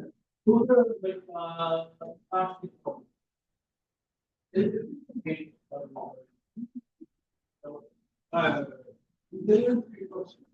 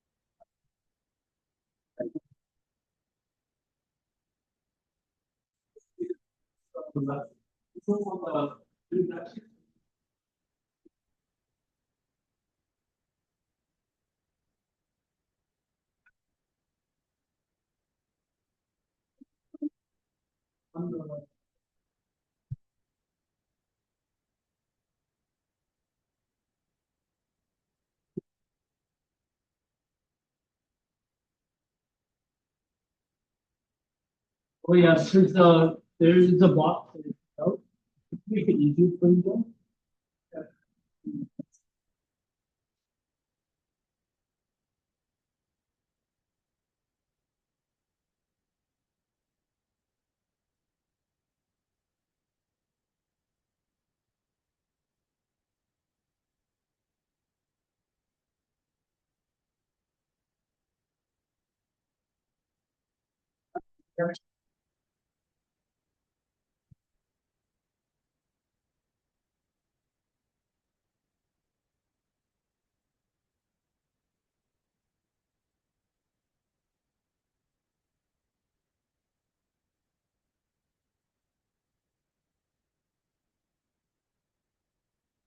If you don't mind driving, can you turn the keys while you're on the lap? To the left hand side. Turn my shoes somewhere. To here, where I am. Talking about what's the outlet or towards the autoclave, to the seafood disposal, see where the shoes are. You can even place it on that rack, the black. Okay. I mean, wait, where am I actually? Technically, actually that's space. Like I had it sliding before.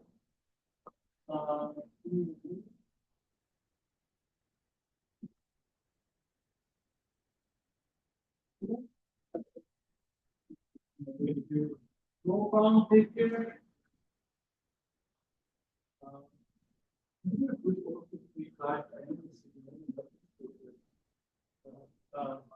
You have a nice spot. I just won't say no. Immediately placed in back in the sphere. We all take your things. We could bring back for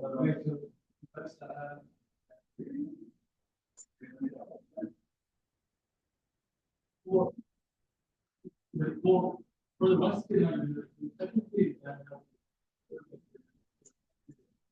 the bacteria is still like liquid bacteria.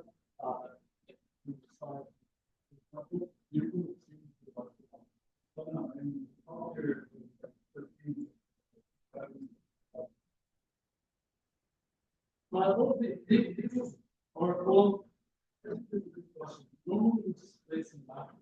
It hasn't specified. I think technically they do it once in a while.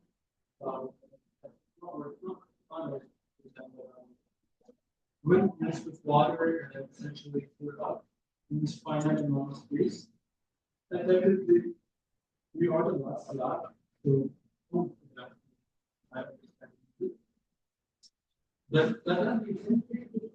sorry, I was thinking you were saying it's inside of us. But yeah, we'll clean this rinse a bit, and then should be able to remove any additional bacterial waste. Like I said, difference is that for others, this is primarily Because technically, it's a good question, but I don't want to also overdo the line. I think it's on.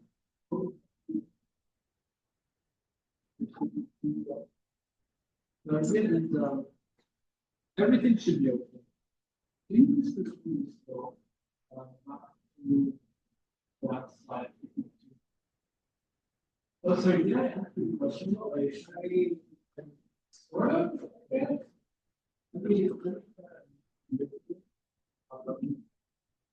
Every instrument is good match. And the idea is that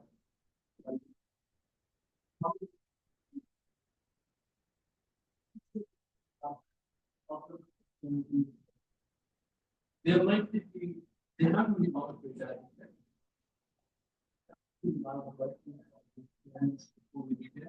They would be developed.